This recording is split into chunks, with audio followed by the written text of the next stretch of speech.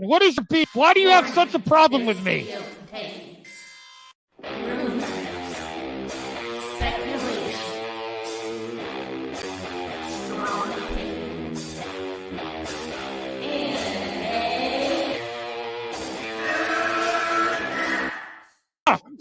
Can we get the real Andy? I would prefer the real Andy. Oh, let's get the real Max. I'll take off my mask when you take off your mask, brother. Because who's your new favorite YouTuber, Ian, that wanted to be on the show with us? The Madman. The Madman. Mad Movie Man. Let's bring on Max Movies because he scares the living shit out of me. Hold on. Oh, wow. Mad Max says, I think you should apologize. Right? I'm sitting here in a goddamn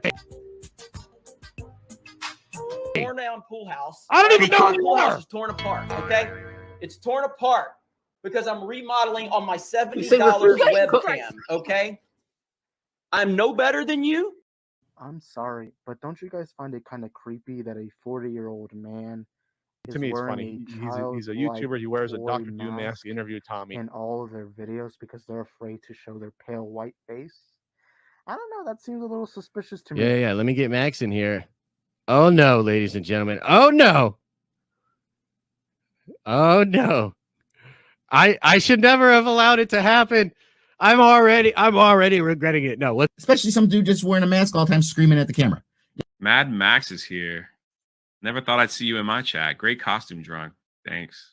Rich, long time. Please take off your shirt and show us some saggy melon. Yeah! And please, with some Finnegan Fox enthusiasm, Yes! show us on the floor. Oh God, I see what you did there. You son. I like saggy melons. Oh, there you go. But like, it just hard at work. This is hard at work. You messed up Where's now. your boss? Saggy, hold on. Go get your boss. Go get your boss. At work. I need your clout. Chase it off of me, bro. I need your clout. Oh wow. I'm at work. You see, I'm working. I'm trying to get end ready. The night. Get ready for the live now. While I'm trying to get my job. There's a reason for that. Get ready for the cancellation live in person. Get ready for the cancellation. Yeah, you are about to get canceled. You already know. Mom!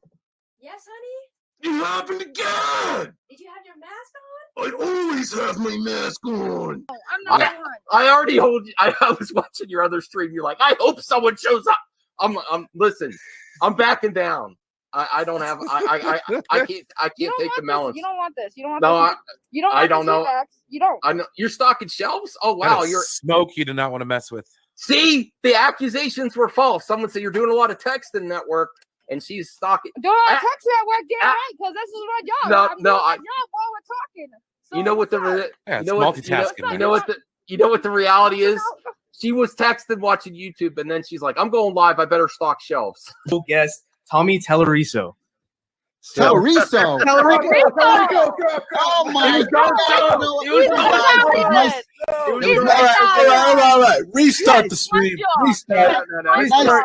Nice chatting with you. I'll see you guys later. Jeremy, I just reached 5K. Well, congratulations. Oh, thank you. It really doesn't matter. While you're here, if you'd like to consider memberships, it's only 99 cents. Rip away, my friend. Rip away. Because, man. Movie Madness Entertainment. Welcome. Welcome, everyone. I'm hosted again. The takeover is real. Dun dun dun. No, I had to go live now because this is such a big topic. Where's the clip? Where's the clip? Because it's this is legit. Breaking news. It's legit breaking news. There's a lot going on. So, if you haven't heard, Deadline published an article talking about Comic-Con, talking about what you can expect to see at the event, kind of some predictions and stuff, sort of what we can expect to see from this. And within this article, there's a lot of juicy information in here, not just about DC, but about Marvel. But there is one big standout line in here. So we'll get to that in a second. So we're going to do some reading because I like to read. After 2 years without an in-person Comic-Con, fans are definitely holding out for the appearance of a few heroes. Fortunately, the ongoing pandemic and skepticism over whether the con will truly enforce mask protocols won't keep the newest Cape Crusaders from braving the annual Nerd Fest that kicks off Thursday in San Diego. Marvel shouldn't disappoint with sneak peeks of Black Panther, Wakanda Forever, and the upcoming She-Hulk Attorney at Law for Disney+, but it's not expected to shower Hall H with an embarrassment of riches like it did in 2019. Some sources believe Marvel is saving it all up for Disney's fan convention D23 during the second weekend of September, specifically in regards to new projects. There's still stuff we haven't seen, specifically the Fantastic Four reboot, Mahershala Ali and the Blade, Guardians of the Galaxy Volume 3, the Marvels, and the Mutants. So 2 big things in here, okay? One, obviously we know we're going to get our first trailer for Black Panther 2, probably a new trailer for She-Hulk. And again, they're going to save a lot for D23. That's to be expected, right? Interesting thing to note in here, Deadline is calling the Blade movie The Blade. So I guess their sources are telling them that's the title of the movie. The movie will be called The Blade. The That's Blade. It's funny how all the reboots will have the, or like the soft reboots, or yeah, soft The reboots. Fantastic Four, The Mutants, The Blade. I don't know. Blade. Yeah, It's and the the Mutants thing is Blade, interesting the vampire. too. Like, I don't think this is like they're replacing for an X-Men movie. I think it's going to be like the movie that introduces mutants in the MCU.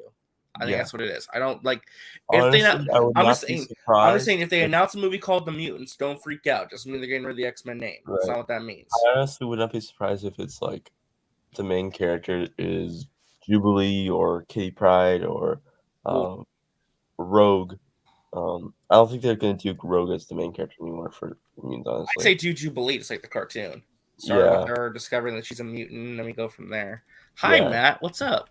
Not too much. It's are you ready to get rocks and tomatoes pelted at you? I think I'm going to have to wait and see if that happens. I think you're going to get some rocks and tomatoes pelted at you, buddy. Or, but- well, we don't. Well, we're getting there. We're getting there. Yeah. So this is about the Marvel stuff. I mean, is there anything in here that shocks you, Jarbo? Black Panther 2, She-Hulk trailers, probably. No. And No. they're going to save most of their new stuff for D23. That wouldn't surprise me. Honest to God, nothing they're going to do, nothing would surprise me at this point. Like, if they announce the Fantastic Four casting, not going to surprise me. If they don't announce James the Gunn is Fantastic... apparently teasing he might be attending the panel. Oh, he'll be there all day. Yeah. He'll be there for DC and he'll be there for Marvel. You think he's going to be at the DC panel? 100%, dude. That's about theatrical, not streaming. They specified that they're Warner Brothers. I honestly think they'll still have like everyone who is currently working with DC that can be there, like show up at the very end, and be like, "Oh, these are the people we're working with, yay!" Type of thing. Yeah. So moving on, this is the other big one. Here we go. Dwayne Johnson and the Warner Brothers theatrical session will serve as Marvel's opening act earlier in the day. So they're kicking off Saturday. They're going to be the first big panel of the day Saturday, with Black Adam and Shazam Fury of the Gods getting their much-deserved close-ups to the Hall H stage. Here we go, folks. There's also buzz that Henry Cavill will put in a surprise appearance to talk up more Superman. Holy crap. Okay, I will say this as well, is that this is big. That's it's big. But okay. I'm gonna downplay it a bit. No, you can't downplay this, man. I'm going to downplay it. I'm going to downplay it.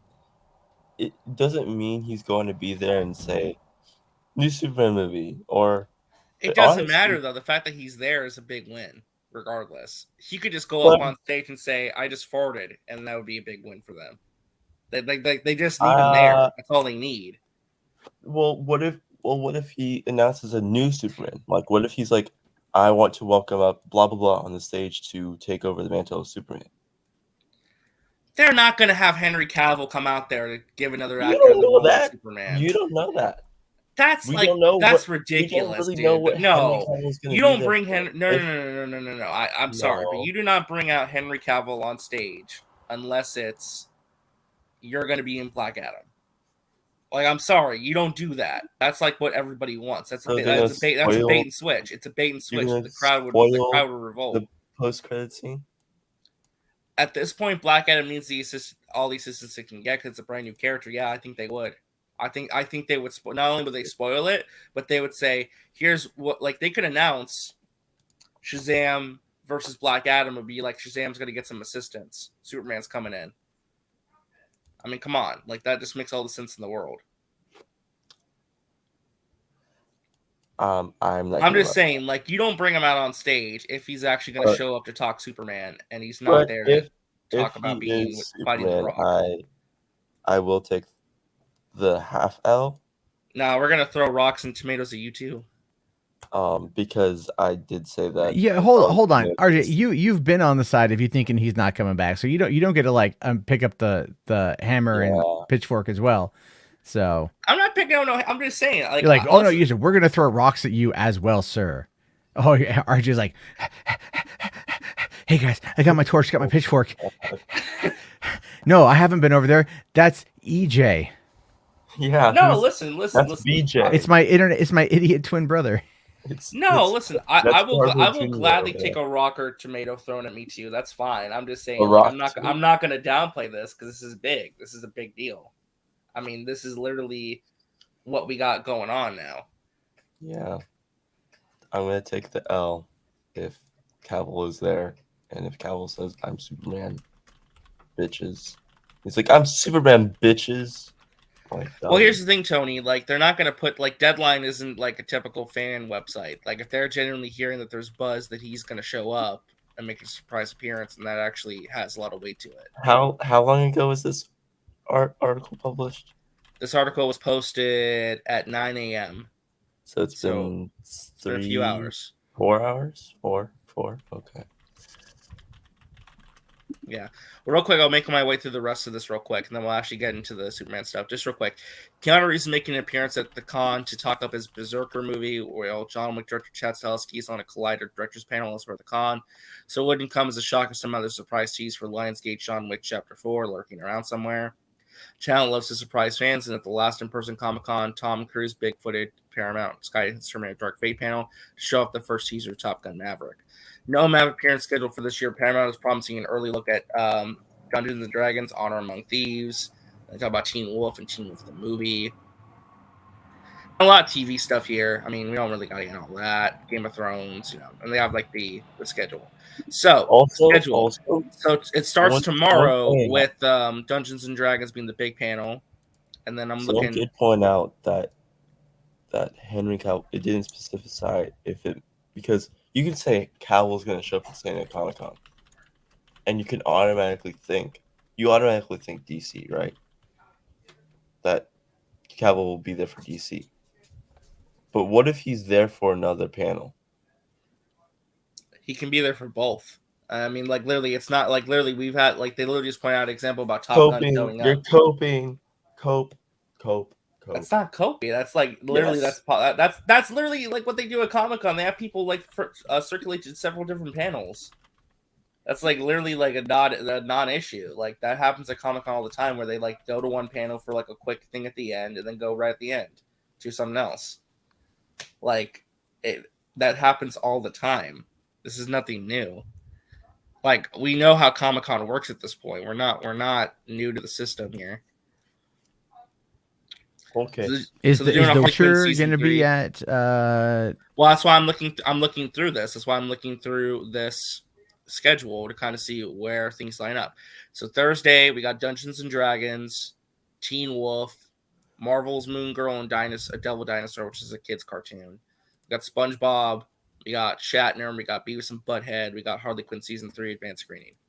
Friday, we got Rings of Power, Gremlins, the Marvel Studios animation panel, Genny Tartakovsky panel, Proud Family panel, Walking Dead, Bob's Burgers, the Berserker panel with Keanu Reeves, Dragon Ball Superhero, the movie panel, a Collider panel where they're going to be talking to Tim Miller, Andrew Stanton, Chad Stahelski, the world premiere of Green Lantern Beware My Power. There's no Witcher. That's already out though. It leaked. Sadly, it leaked online. It leaked out weeks early. Yeah, wow. I know. It kind of sucks. Saturday, here we go, because I know this is the big day. Saturday, we got Evil exclusive screening and panel, Cartoon Network panel, the Ghost and Molly McGee panel, Warner Brothers theatrical session with Black Adam and Shazam Fury of the Gods. It's at 10:15 a.m. Pacific Standard Time. So that's going to have Dwayne Johnson, Jamie Colette Sarah, Zachary Levi, and more. Probably David F. Sandberg. It'll be New Line Cinema Hall H. So that's at 10. Okay, so it is just a panel for Black Adam and Shazam. That's it.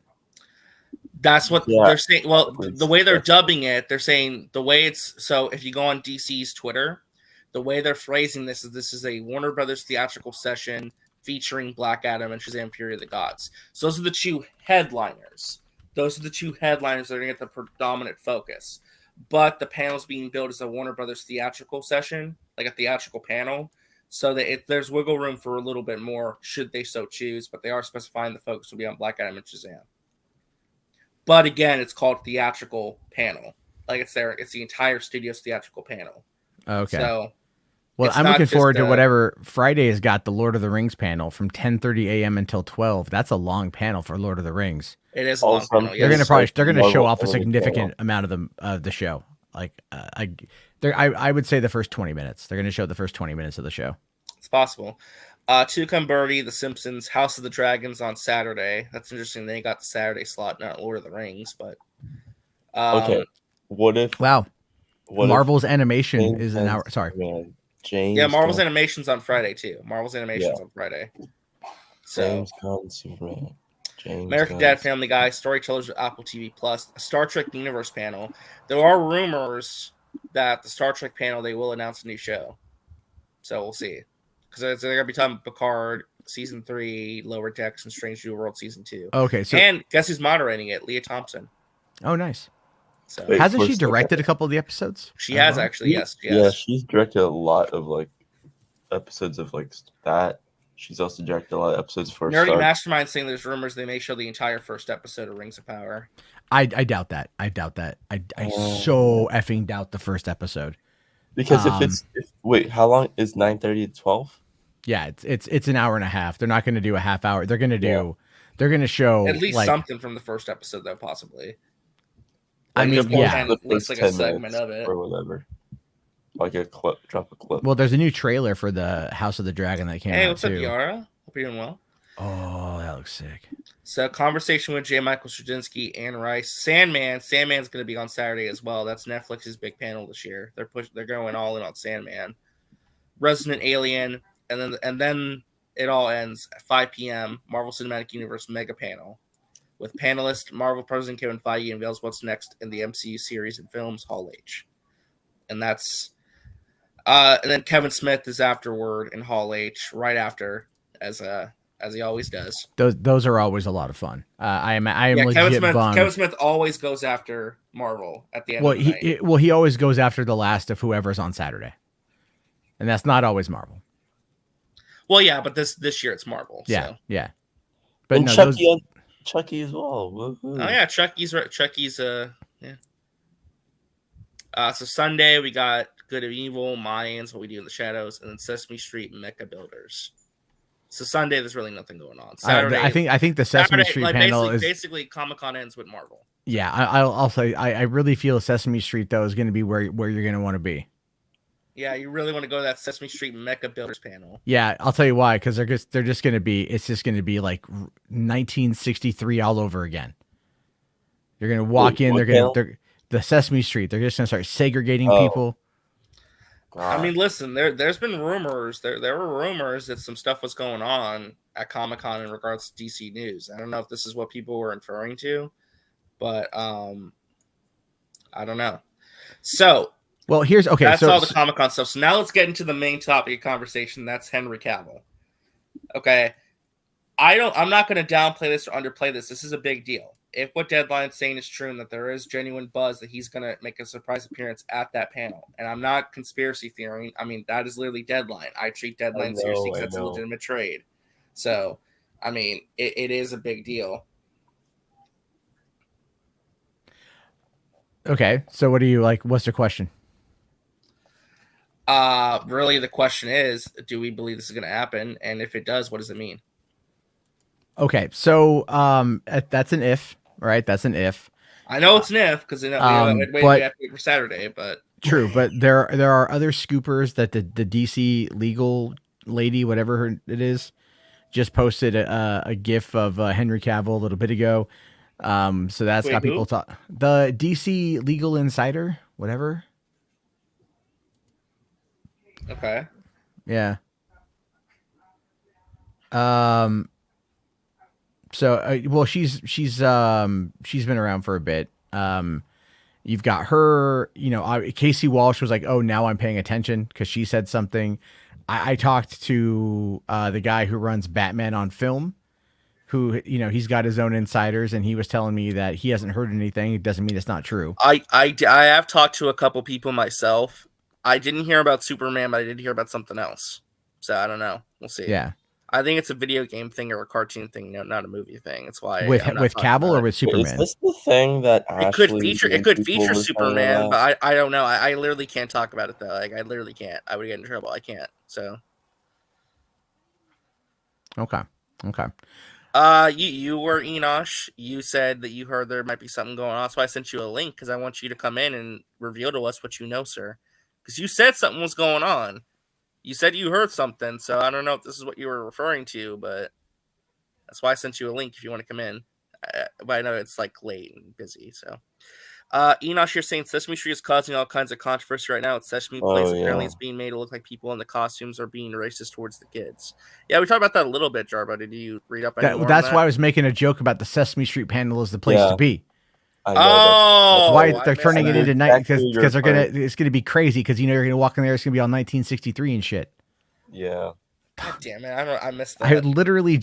I know. I know. I'm waking up. God damn it! I'm waking up. That's okay. Look, I think I looked into the Sesame Street stuff, and that's terrible. That's wrong on all levels if it's true. But Phantom SL's here asking, y'all think the mutants rumors is them dropping the X-Men name or as a way of introducing more X-Men or mutants to the MC, like how Phase 1 did the Avengers and listen, I said this earlier. If they make a movie called The Mutants, don't freak out and think that it doesn't mean they're going to not make an X-Men movie. It's probably just a movie introducing the concept of mutants. It doesn't mean there's not going to be a movie called The X-Men. It's also recognizing and giving memorial to Stan Lee and Jack Kirby, who wanted to name X-Men the Mutants, but then the editor X-Men is still the better name. I don't give a shit. Yeah, I'm sorry. Yeah, it's just saying like, hey, like we're gonna name the first movie this, and then they'll change it, obviously. Yeah. So what exactly? So the New Mutants. I haven't seen New Mutants, so I don't know. Well, okay, so I don't have a lot of time before I got to. No, I know. Yeah. No, I know. Well, I got a doctor's appointment. That's why. But, I would say that there are people downplaying the Cavill stuff, saying that could be other things, could be whatever. Look, if let's just break it down to the core idea here. If Henry Cavill shows up at Comic-Con, that's a good thing. All right, like make no mistake. Like I have been adamant that I think he's out. I've said exactly why I think he's out.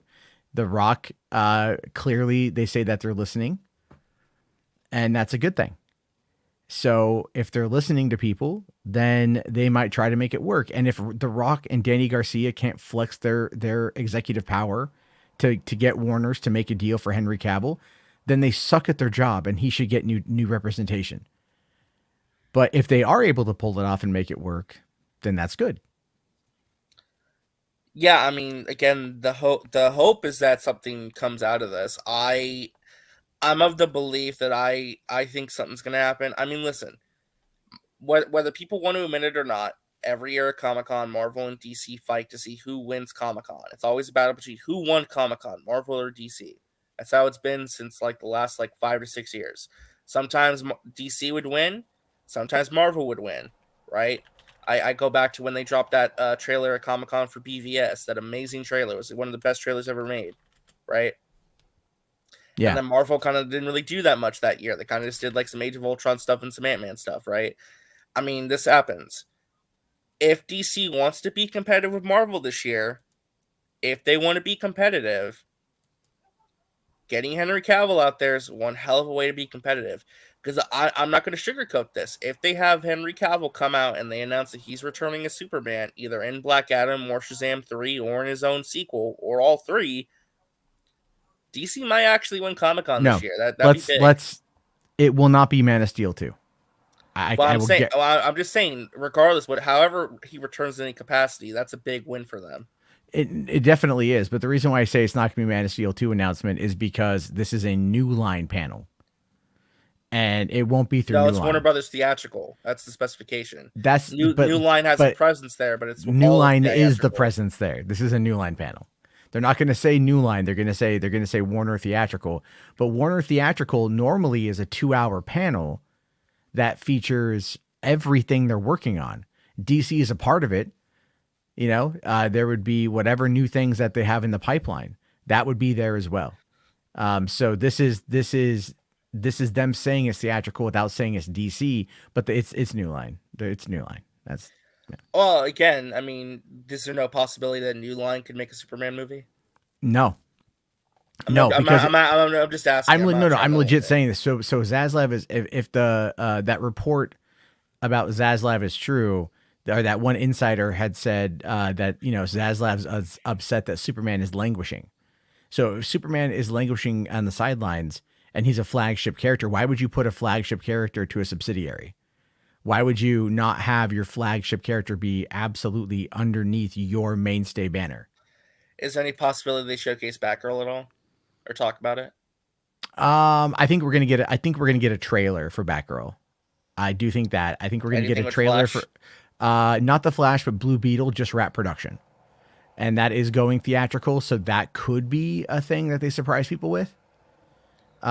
Giving us a bit of a look, because they've been shooting Blue Beetle for months now, and that just wrapped the other day. So they can put together something to show somebody. That Boy 2022 says Cavill returning will be bigger than anything Marvel could bring this year, unless Andrew is confirmed to be the Sony versus Spider-Man. I mean, you're not wrong. I mean, because again, we're hearing that Comic-Con for Marvel is going to be more reveals and stuff we already know that's been announced versus like brand new announcements. The only thing I could see Marvel bringing this year that could like rival Henry Cavill is our first look at Deadpool 3. Like, tell us what the movie is, what it's going to be about, who's going to be in it, etc. I agree. If you're going, as much as again, I think Henry Cavill. Because Deadpool is more of a San Diego Comic-Con thing. That's a San Diego. That's definitely a San Diego thing. Ryan Reynolds coming out on stage, Deadpool 3 coming 2025 or whatever. Would 100%. That. I think it could be 2024. 2020. Well, yeah, because what was it in? They already have their director. They have the director, and Rhett Reese and Paul Wernick are working on the script again, and yeah, they could have it. Yeah, I mean, because remember, they greenlit the movie in September of 2014 for a February 2016 release for the first movie. So they worked it around real quick, and I think they've been working on this one long enough. And I'll tell you this, after watching Free Guy and the Atom Project again, I am beyond excited. Stranger Things too. And so, yeah, but just the collaboration with Sean Levy. Sean Levy's gotten better as a director. I mean, Atom Project is such a wonderful film. I love that movie. So I'm really excited to see what they do with this. So before you go, because I know you got to go, are you going to be covering the Warner Brothers theatrical panel? Yes, I will be able to cover that one. It all depends live, on as it happens. Live. I'll do it live. I'll do it live. I'll make that work, and we'll do it here. And then as for Marvel, I can't say if I will or won't be. It just depends on how busy the driving is. I'm gonna try and cover Marvel on the channel. So that'd probably be what literally my name is Marvel Maniac. I'm not covering it, Yeah, if anything, I'll just cover it when I get home and be like, all right, here's a wrap up, But I mean, again, these things are just kind of like, people look at them as they come, so it is what it is. But people want to get your take on it, so yeah. But I do have to dip. I gotta go check on my kids. But look, again, I will get so much fucking shit if all right, before you go, I'm gonna make you go solo layout. Say what's gonna happen if this ends up happening. Tell the world. The world will be fine. The world will keep spinning. We'll keep dying off due to climate change and human pollution and mental health crisis and gun shootings and everything else. We're gonna keep moving forward as a country without any reasonable resolution to our problems. But hey, at least we're going to have good entertainment, some more good entertainment. We're not going to be stuck having to watch the subpar Justice League on cable television, and everything. And look, if we get Henry Cavill, that's cool. Will people be definitely coming at me? Oh yeah, dude, 100%. I made a TikTok I made a short about this thing today, and I even reference in it the whole TMZ article, and I reference that I'd be happy to be wrong. And but that's not going to matter, even though I've been very open about my thoughts on this for a very long time. So, all right. But oh yeah, real quick. Yeah. If Cavill does come back, that does not mean Zack Snyder is coming back. I think that needs to be the next, the reasonable expectation. Well, no, of course. I mean, I'm not anticipating like they're gonna bring Zack on stage either, but still getting Cavill back is a huge plus. Sure, because they need an anchor right now. They need an anchor. I can't see from where I'm at, but how many people are watching right now? The stream? Yeah. We have 71 people watching on Max's channel, about 21 watching mine. Fantastic. So there's almost 100 people here right now. Let me ask you guys a question, and then I'll go. And I want you to really think about this. I want you to ruminate on it. If Cavill goes over to being in Black Adam, is it really the Snyder versus Cavill?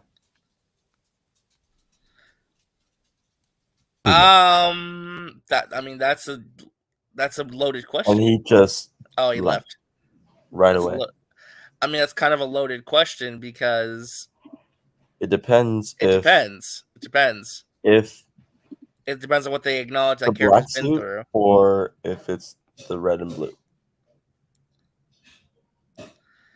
I don't even think it matters at that point. It's just that we get the character and the actor back. I think that's the more important thing. People will then harp like. No, some people are gonna harp on it, but I don't really care. We just if we get the character back, that's all that matters. We don't really care, but like people will. No, I know, but I'm just saying it's more important that we get the character back. That's my perspective. Well, Ashley, if you're free, you're more than welcome to come on if you want to. I'll send you a link. But yeah, this is pretty interesting stuff. Do you got any predictions for what Warner Brothers could do at that panel? I think we might get a new trailer for Black Adam and our first trailer of Shazam.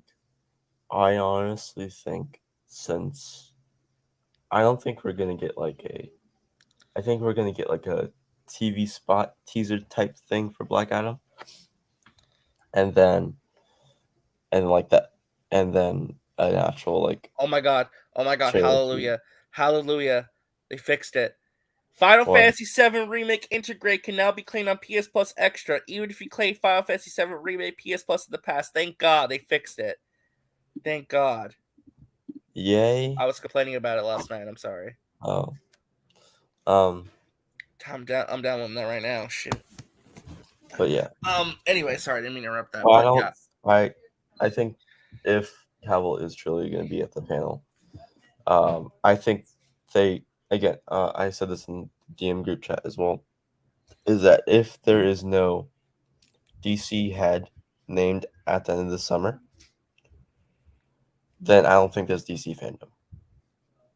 Because I don't even care about at this point, yeah, DC fandom matters, but at this point, I care more so about having I'm okay if they don't do a DC fandom this year. If this means they prioritize Comic-Con and make Comic-Con as awesome as it can be, that needs to be the priority.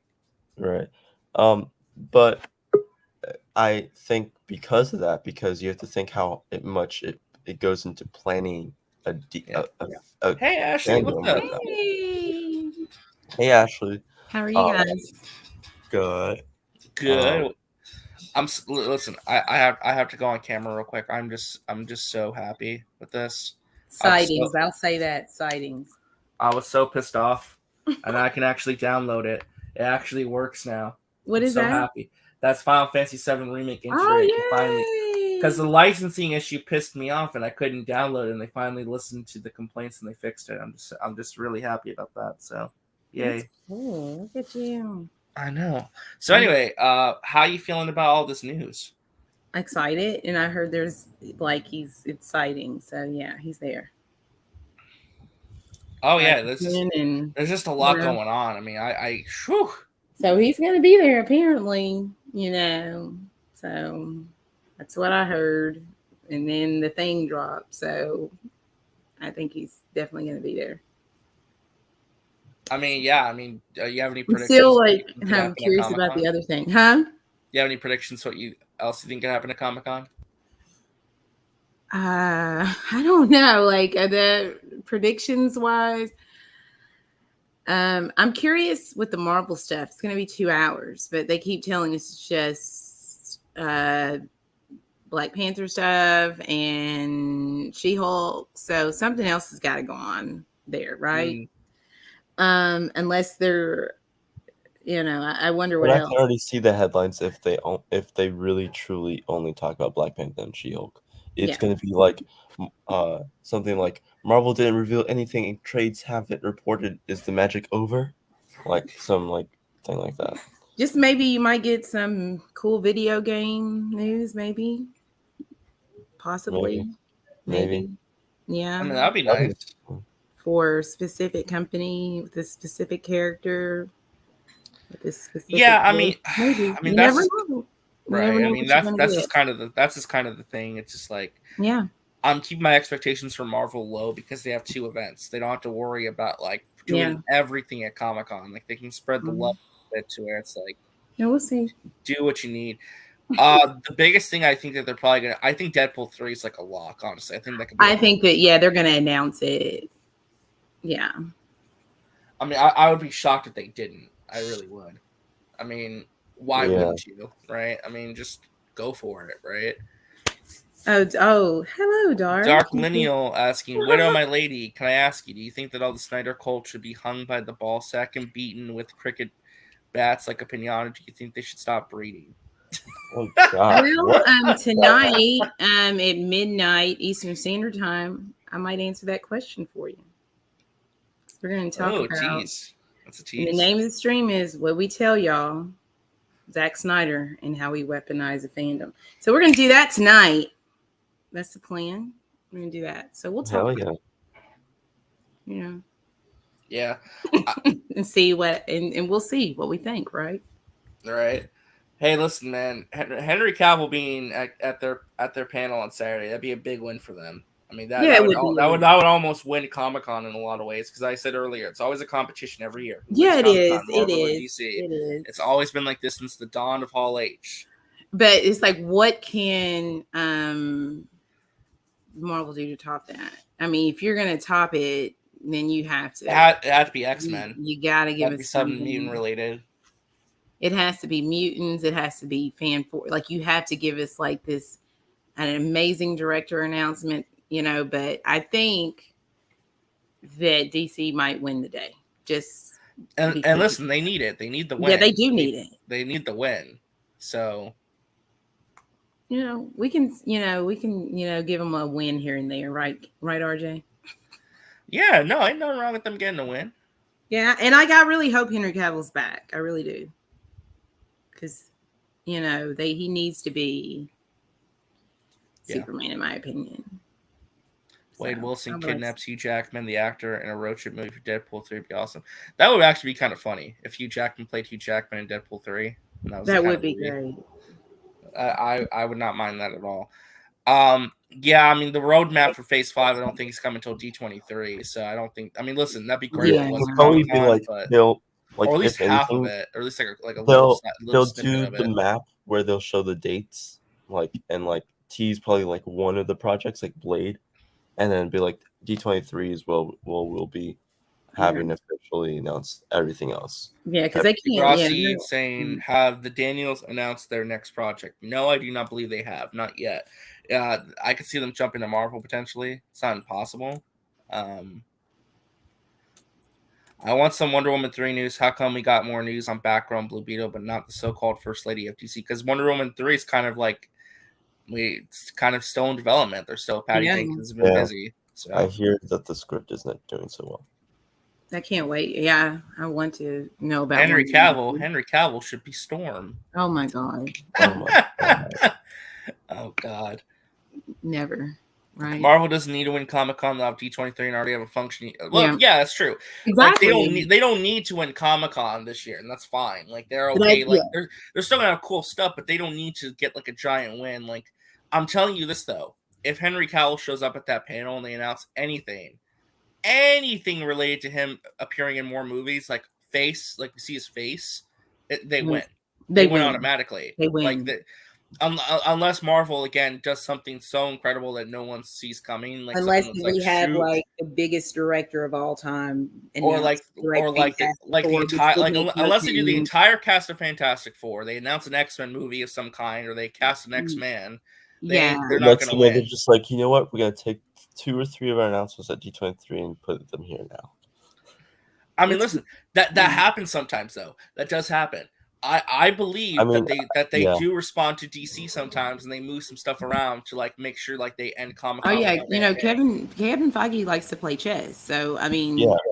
And he doesn't want. I think that he doesn't want it to be one up. You know what I'm saying? Because he's like, No.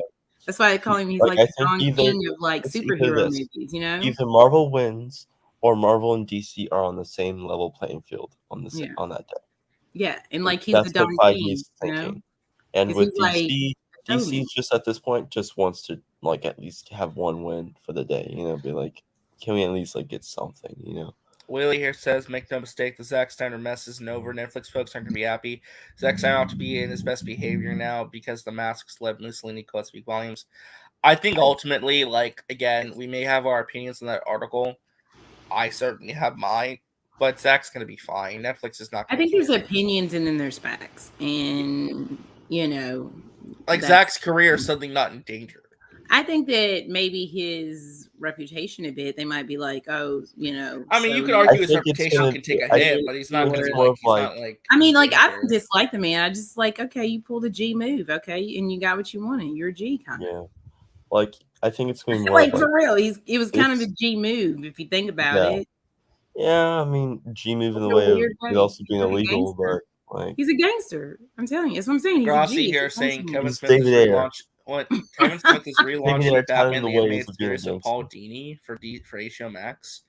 I know you said something about this earlier, Degrassi. I mean, that'd be big. Kevin Smith coming in to relaunch Batman the Animated Series. So I mean, that would be interesting, especially with Paul Dini involved. I've heard that. Yeah, that's happening. Cavill's going to show up as Captain Britain. Can you imagine if Cavill does show up at Comic-Con at the Marvel panel? Oh my god, That would be that'd a be gut bad. punch. That'd be the gut How punch, many man. L's can one company take? That would be horrible. Yeah, listen, I don't. No. As much as I would be like, yay, I would really, that would make me sad for Warner Brothers in DC. At that point, it's just like embarrassing if that happened. But I don't think that's going to happen. You know. Yeah. Well, he's coming back as Superman. Most definitely. Yeah. Gangsters have short lives. Well, oh. Yeah. Well, David Ayer said that he has lived quite a lot, and if that's the person that's teaching Snyder everything, then that's funny. Yeah, I know. Like, but we'll see. We will see. Yeah. So I'm waiting for Anthony to get here. I thought I sent Anthony a link. He's late. Where are you, Anthony? He said link and he's not here. I know. It's Wow. shocking. Typically, he gets You here know really what? quickly. He's the gangster too. He's Yeah. like, Whoa, that's kind of whoa. no, RJ, shut up. Oh my god. There he What? is. Oh, there he is. Hello? Hello? Yo, I'm sorry, I was on the phone call. You sound like every time you talk, you always sound like you're smiling. I swear to God. No. Doesn't he? Yeah, like it sounds like he has either like a medium-sized smile or a huge smile on his face. Yeah. I mean, I understand. I understand because this is a big. No, I mean, I love Henry as Superman. I love Yeah. Christopher Reeve. Don't get me wrong. I think he's my second favorite Superman. Just I want to see him back. I know those reshoots, people didn't like his Superman after that, and Man of Steel. But I love Man of Steel. I want to see him back. And The Rock. I mean, I don't want to say it, but he's kind of the blueprint. for the future of DC going forward. So I just want to see him back. I hope he show up this week Comic-Con and stuff. That would be dope. No, I mean,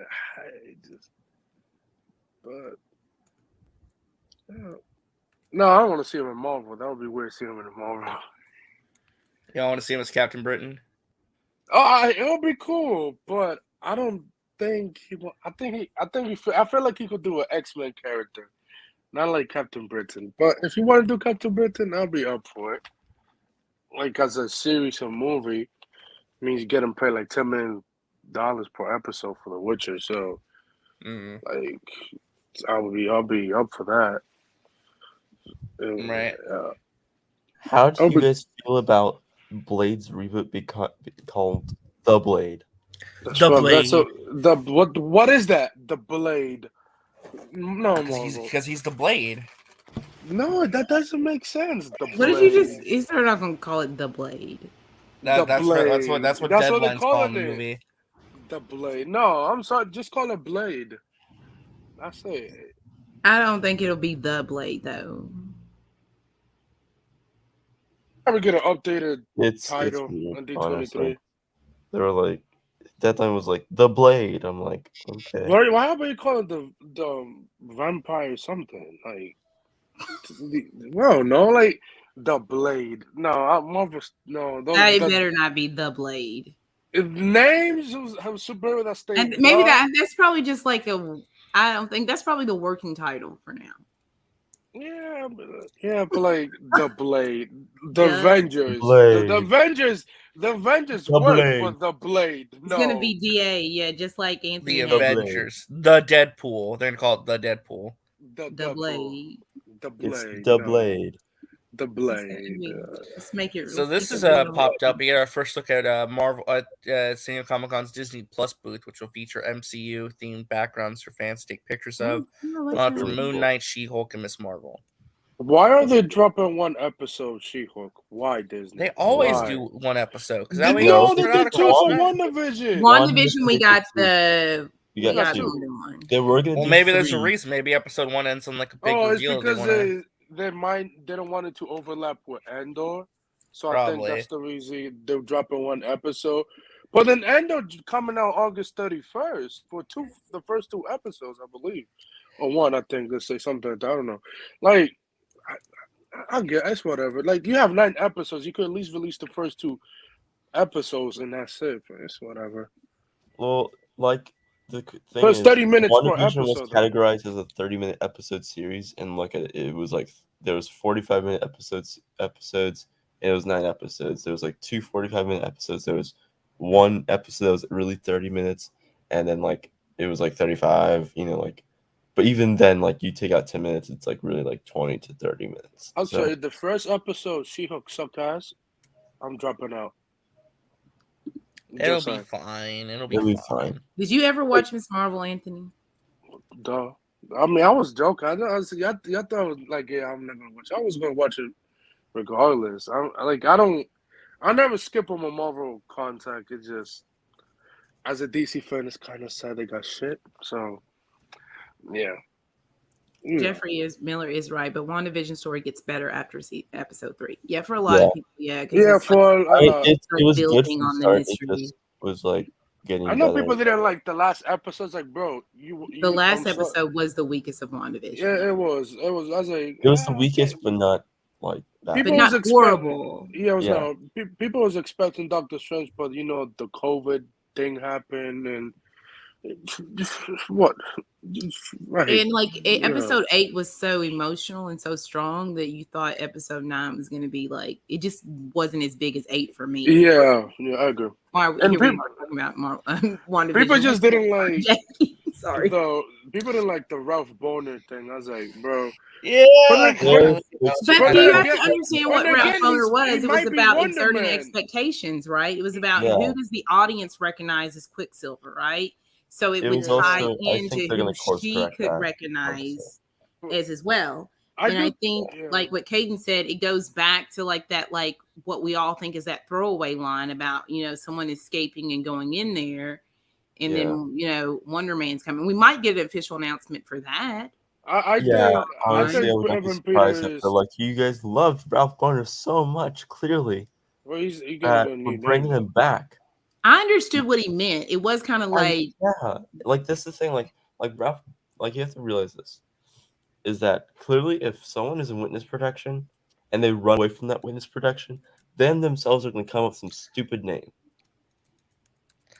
Yeah, but it was And just also, a it bad was a it was just a reference bad to bait. something But I that do think it was I do about think exerting expectations. Yeah, it was kind of like that's what it was all about, But it exactly. Well, Ralph Garner is gonna be in the Wonder Man, whatever the character name, Jesus. Donovan Martin says talk about Campia's video. I haven't seen Campia's video. Which one? There's two Campia videos. The new Which one today, I think. He's talking about Superman. Let's see, not the other guy. Yeah. Like, The The biggest 2.5-hour stream? announcement. Yeah, I'm not watching no 2.5-hour stream. No, they released 1 minute. They said the biggest announcement for Comic-Con, the Halloween, the Netflix ad supports. Whatever Netflix. Oh, okay, the Comic-Con video. Okay, hold on. New House of Dragon trailer drop. I'm watching that. I love Game of Thrones. The last season sucks. Everyone, Oh. well, here. Comic-Con is finally back, and there seems to be a huge lineup from Lord of the Rings to Marvel. Reveals and announcements might be made at the event this year. I promise I won't hold you to anything you say. I just really want to hear your guesses. Thanks. All right. Thanks a lot for that. And yeah, it is funny. When we made the decision not to go and I canceled our panel at Comic-Con this year, there really wasn't anything going on at Comic-Con. Within about 10 days of that, everything got announced. We're going to Comic-Con. So Ray laments every day, why aren't we going? It's like, yeah, they announced some stuff even the day after. So what are going to be some things? Okay, look, we don't know for certain, but you're right. It's now here. Comic-Con is launched. People are down in San Diego as we speak. I might actually run down there for an evening. It's only an hour and a half away. And we got some big stuff coming. So there's a few things I want to cover that I'm going to give you some ideas about what I think they are going to announce and what might happen. And then I'm going to go a little bit on a ledge with a couple of things about let me get into the speculation here. But okay, so let's jump into the Campy Classroom. He knows something. I think he knows something. Let's start with this. Let's start with the good people at the Lord of the Rings. So we're talking about the Rings of Power, right? Yeah. I think for them, the big thing is going to be trailer. I think what Game of Thrones gave us today, I think they give us on Thursday?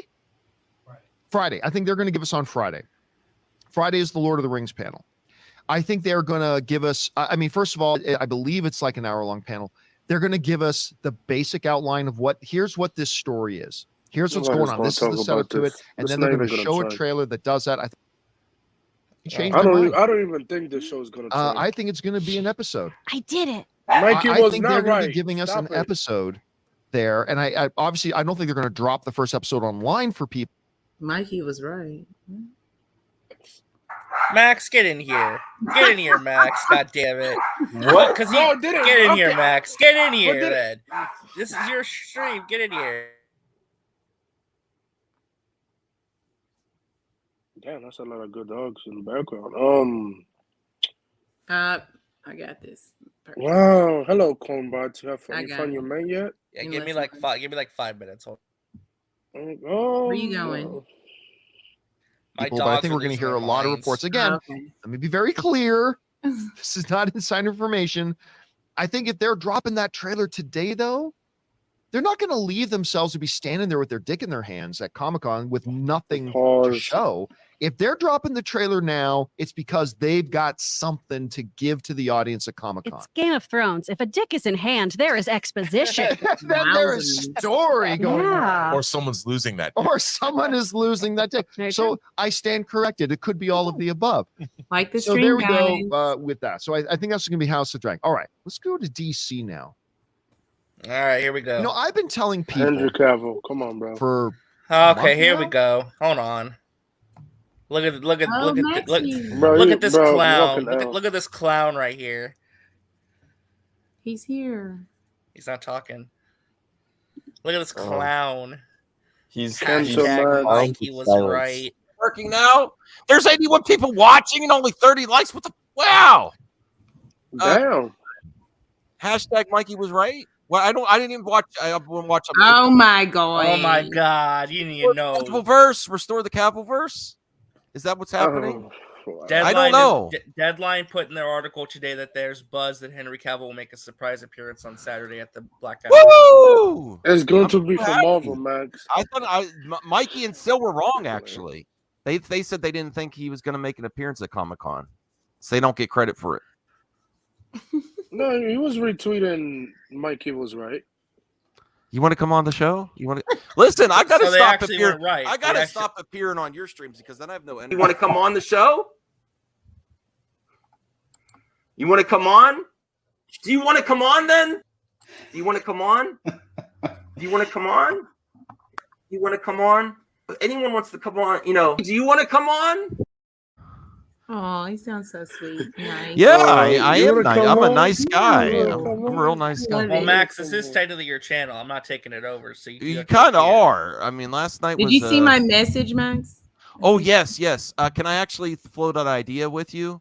Yeah. Because we have Tyler, where we may have a guest.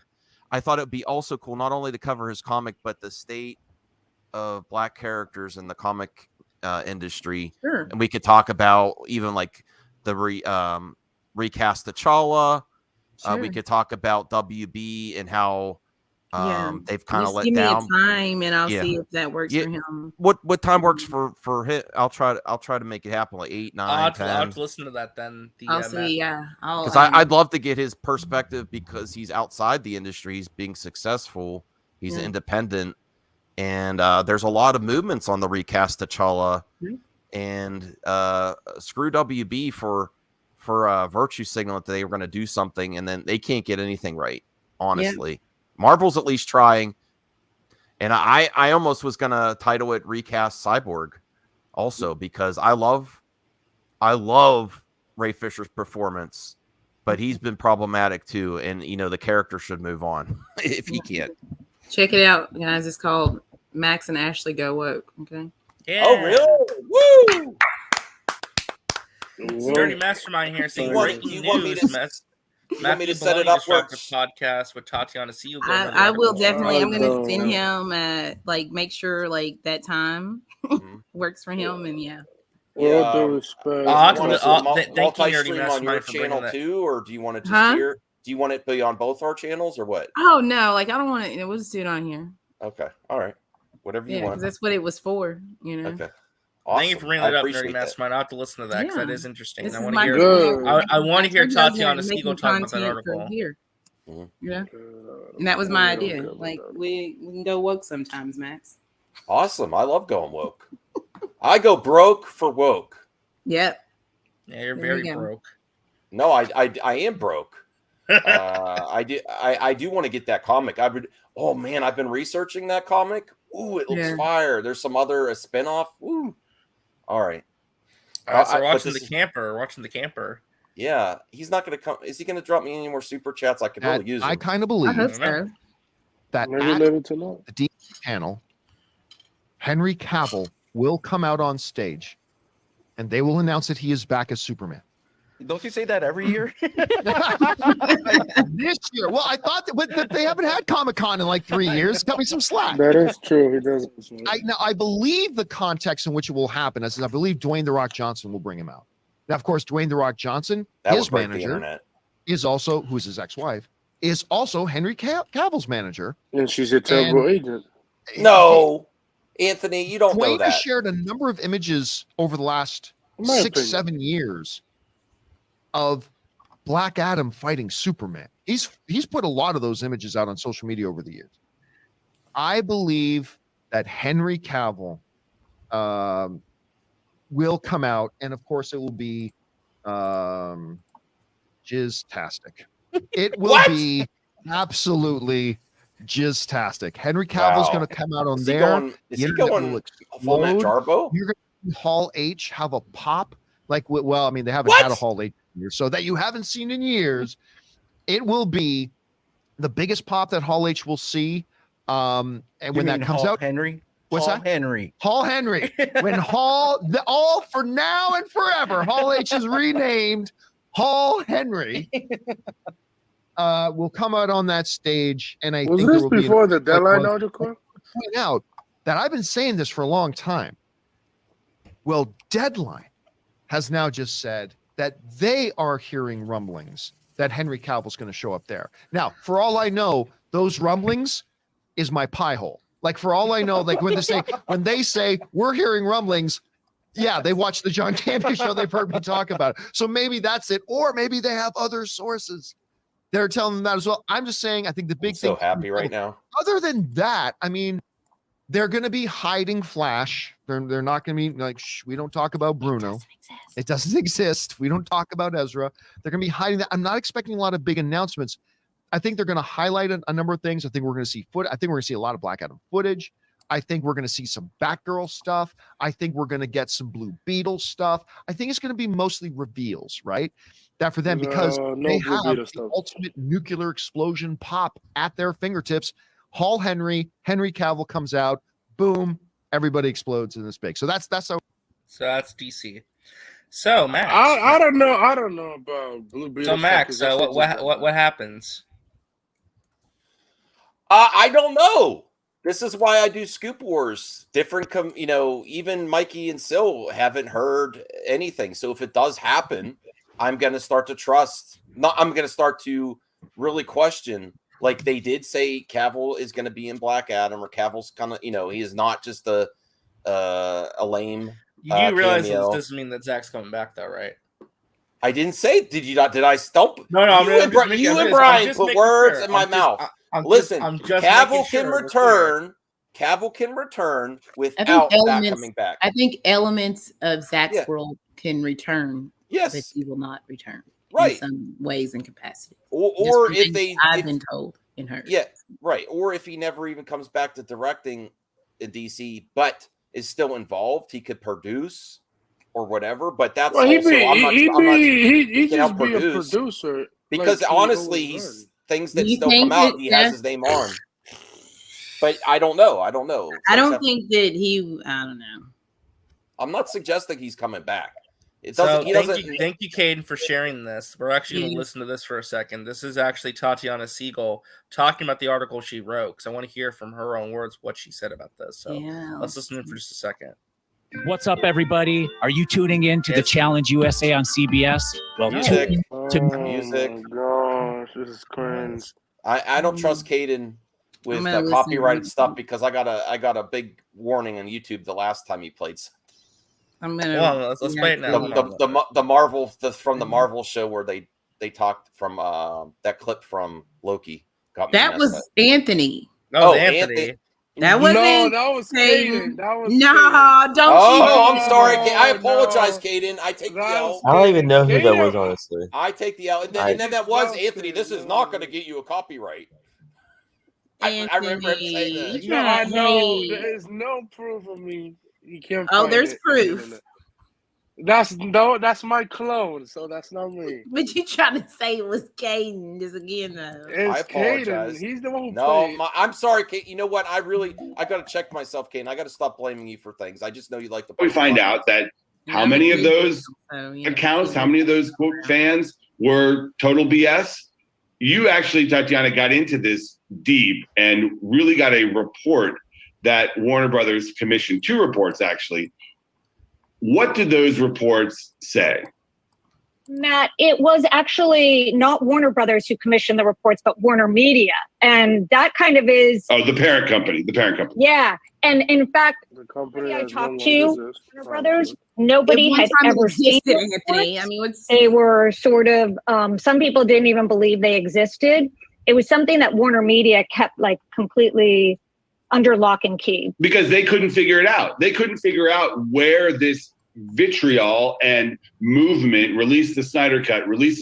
They couldn't figure out where it was coming from. And this report suggests, at least, doesn't confirm, but suggests that Zack Snyder himself may have been involved. the findings of the report that I obtained said 13%, and in another part of the report, it said 17% of the accounts were fake that were involved. That's new. I didn't hear about the No, 17% she's part. upping. No, she's upping it. You know, she didn't release that in the article. Well, let's okay. hear her out though. Let's hear her out though. Involved in any Snyder Cut, Snyderverse conversation. And to some people that might be like, doesn't sound like a lot, but that actually is a huge number considering that like the normal range of what you should see of bot activity is 3 to 5% on any given trending topic. So this is at least 3 times, if not more, what would be considered normal. And if you're talking 1 million tweets for, you know, any one hashtag on a given day, which happened in the release of Snyder Cut fandom movement, that's what, 130,000, you know, it's a lot of well, and the point is that can seed a movement. You know, once you have that kind of bot activity out there trying to create trending topics, creating, you know, fan armies that do then become real people getting involved.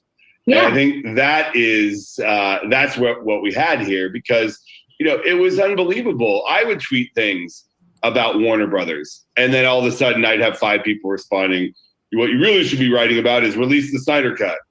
Oh yeah, I got the same thing. And that's actually, I remember when I was doing the Kevin Shujihara reporting, there would be like, it struck me as odd at the time that in the comments, there would be things like, now do this executive, and then hashtag release the Snyder Cut. And I was like, oh, okay.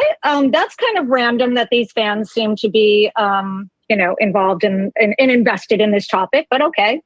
So what evidence do you have that directly indicates Zack Snyder, the filmmaker of the Justice League, was involved in creating this internet wave to get Warner Brothers to spend almost 9 figures on his Snyder Cut? So I have a very good source who says that Zack, back in 2016, hired a digital media company to help juice the fan engagement. And it was because at that point in time, Batman versus Superman had been savaged by critics and also by the DC fandom, which really rejected the film and was very vocal about it online. He denies this, but that he ever engaged a company. Now, by the way, that is not probably totally nefarious to do to engage a digital, but it's uncommon. I can't find another example of a director doing this. Damage control based on what was happening to him. That's really interesting. That's interesting. That's not crazy to do. I'm sorry. That's not. But no other director does that though. They reach out to some kind of ad firm to like get positive buzz. I'm not gonna play down the reaction to Batman vs Superman. He was getting savaged everywhere. The reaction was crazy. I remember that. I remember it wasn't just the audiences and it wasn't just the critics. The audience rejected it too a little bit. That's why it had a 70% drop in the second weekend. Oh yeah, there was. I remember. But again, I blame the studio for that a lot because they cut out 30 minutes. So I'll tell you what. This was the first event of many, and this is the first time. And then the next big event was Last Jedi that was so divisive, and now everything is that. So we've progressively got that. Deceptive that he hires a company to come in and do this, and even at that time around the BVS, you think it's all organic engagement, and then we find I didn't say it's all. I'm asking you, do you think that these are deceptive tactics to hire a firm to investigate engagement when you're no. He hired a firm to help him increase to help him kind of like put out some marketing stuff and help him do some things to get more positive engagement for try and like do damage control for the theatrical release. Exactly. No, this has become a must do, and when you have a big event in social media, when you make your money in entertainment. And I think this was one of the. But why are you not? But he wasn't transparent. So do you not believe he wasn't transparent about it, and he was the only one doing it? So, if it would be deceptive to me if there's proof that he bought the bots. Yeah, well, let's listen in. That would be deceptive. But hiring a studio to market, And he started his career in marketing too, in commercials and marketing. Yeah, he has a background of this. Well, let's just listen more and see what she has to say. Well, it's not uncommon for studios to do this. I mean, that's sort of part of the marketing campaign. We saw it with Minions. We saw it with all these other big studio tentpoles where they do engage agencies to help manage or stoke the conversation online. But this is a filmmaker going rogue in many cases against his own studio to try to bully them into something, allegedly. Yes. And so then for SnyderCut.com, which becomes the sort of hub of the Snyderverse movement, it begins, or it's registered back in 2017. It's unknown who registered it because whoever registered it did it anonymously under Privacy Protect service. And at some point that service lapsed, maybe somebody didn't pay the credit card, whatever. And you can see, or I was able to see, that it was a particular person who owned the domain. This person is not listed on the website. This person happens to have an ad agency called myagency.com. And that agency is now defunct, but if you go back to the archived version of its website, it touts such services as providing cheap, instant avatar traffic to your movement. So, I mean, it's possible there was somebody else who had the means to hire, an expensive agency to do this, but that's kind of where it looks suspect. Does the website also say Batman versus Superman Forever? No, it does not. But past clients include. Yeah, it's fascinating to me because this is a new front in what is a long battle. A lot of film. Huh? Did you skip something? No, I did not. No. She was like in the middle of a sentence, like the previous clients were, and then and he just went to. No, I think it was a joke. I don't think it was. Filmmakers will, throughout Hollywood history, will take to the community and stoke little conversations about what the Warner Brothers or Universal or whatever studios should be doing. They will go out and do interviews to kind of get their fans on their side to try to pressure a studio into doing a sequel. And this is there's a long history of this. But now we've got this internet-enabled, algorithmically amplified bot army that can be deployed. We saw it in the Amber Heard versus Johnny Depp case, where there was very strong evidence that at least some of these bots were stoked by the Johnny Depp side or people that are close to him. And that was never confirmed, but it's something that's now out there. And I talk to lawyers and marketing people and say, yeah, this is part of the game now. And if I'm someone like Michael Bay or, Jordan Peele's got a movie this weekend where, if the critics aren't there for you, maybe you just take matters into your own hands. I think this is becoming a trend in people in the industry. Now, where I would be concerned with Zach himself is if there's evidence that he said use bots or something, or the ad agencies. What I'm thinking is, my opinion, this is just an opinion, is that ad agencies, to become successful, they do underhanded things. That's my opinion. Now, you might say you might think Zach did. Who fitted the bill for them?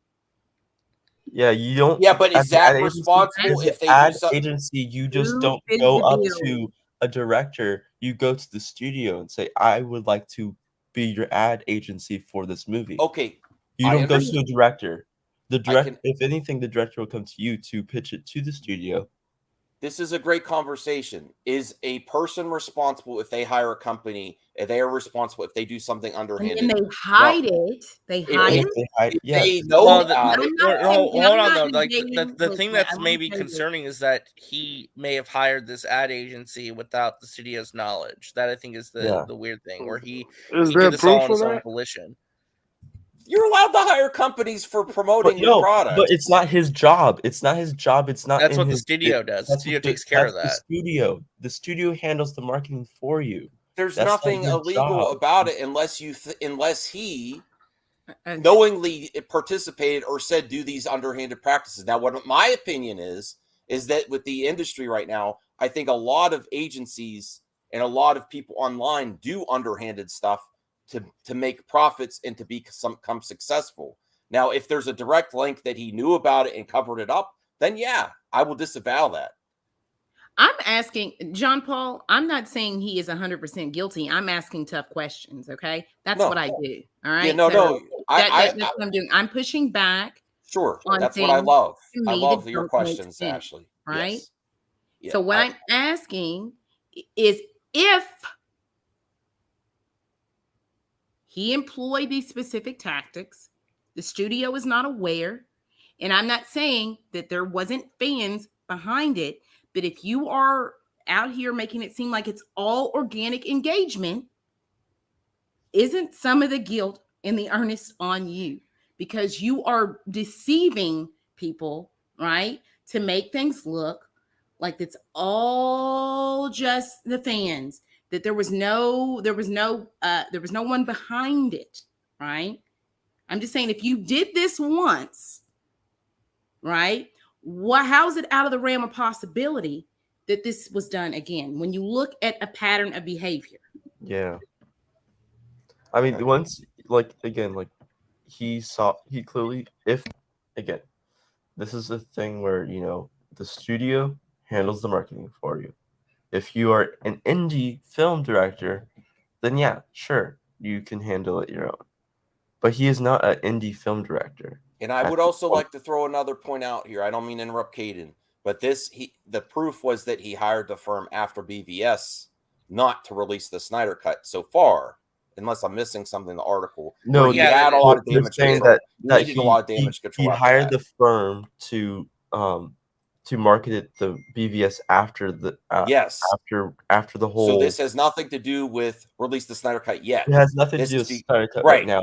He needed to recover his image after the BVS got trashed. They're leading the timeline of, like, there is a pattern of him or a group of people, someone in the group of people. It's more so you follow the through line and see the pattern. Yeah, that they do things out of hand. Yeah, that are not supposed to be done. And I think that this is just the tip of the iceberg. I don't even think that this is the most egregious accusations here. Okay, the bigger issues went in this article, and I'm sure we're going to get to them, come a little bit later. To me, this bot thing, okay, you're just trying to get your thing out. All right, it's later. The tactics that might have been implored by you, those are the things that, to me, are a little bit out of line. The whole thing and bringing in an advertisement agent, that's like the tip of the iceberg. I do want to stress again that with people in the industry that have an event like BVS, it's pretty common to reach out to some type of firm for damage control. It's not common for a director to do this, though. Like, the director doing it without the studio's consent or knowledge is what's weird. Actors have done it, not even just directors. Well, again, though, it's a director doing this without the consent or knowledge of the studio. I think is what is concerning to people. That's the concerning part. You don't need to check with the company you do, because to hire a damage control for your own brand. It's not but it's the studio's brand as well. And the studio owns DC. You don't own. Zack Snyder doesn't own Batman. Zack Snyder doesn't own Superman. He doesn't own Wonder Woman. Doesn't own Doomsday. He doesn't own Lex Luthor. Guess who does? Warner Brothers. Guess what he's doing? He's marketing those characters on his own with another ad agency without the knowledge of Warner Brothers. Mm-hmm. But again, I think that we need to get into the meat. I want to play more because because the bot issue to me is a distraction, because when you read that article, he doesn't ever say I didn't do these things when she talked to him with some of these other things, and that's the stuff that we really need to be paying attention to. But it's all smoke and mirrors, and we're paying attention to the bot stuff. Yeah, right? That's true. That's true. The Ashley. other things are the things that really need the attention. Yeah, but we don't know if she asked him. No, it's not. That's why I want to play. Let's play more. Hold on. I want to play more. Yeah. Hold on. Before we move on, John Paul, that is incorrect. They said that 3 to 5% is the normal number of bots trending in the events. 13% was added, and they went into look into that 13% and found. Well, yeah. If you listen, they even discussed how 13% is a very abnormally. Well, high there's number. other info out there, including from Enosh's show with Silent Scotty. So there's difference of opinions on this. Yeah, no, I'm. There's opinions and then there's facts. Well, no. Silent Scotty works in the industry. He said, as far as I'm going by his word. He works in the there's bot other info out there industry too. Yeah, is I'm not working. I'm not downplaying, but No, I there's know, bots. I know. I want to play more of this. Yeah. Yeah. Yeah. No, it is. I think that was sort of the most chilling takeaway from my Rolling Stone piece is that two people said to me, this is precisely a blueprint of how to weaponize a fan base. Because in this case, it wasn't just for, hey, everybody go see the movie or, make this movie trend or it was to get this movie made. And if executives didn't fall in line, they suddenly were attacked on social media. I know the Warner people sort of feel like they were a little vindicated by this story. Some of them do, because it got into a lot of the machinations behind the scenes and what was going on and how they were trying to deal with this. But a lot of the Warner people don't look great here, especially the CEO, Jason Kilar, who was essentially bowing to this army and giving Zack Snyder whatever he wanted. See, keyword. He says that everyone's been saying. It doesn't make anyone in this article Everyone look looks good. bad about this. Everyone looks bad in this. So anyone who's saying like, "Oh, this is a hit piece," no. If it's a hit piece, then it's a hit piece on Warner Media.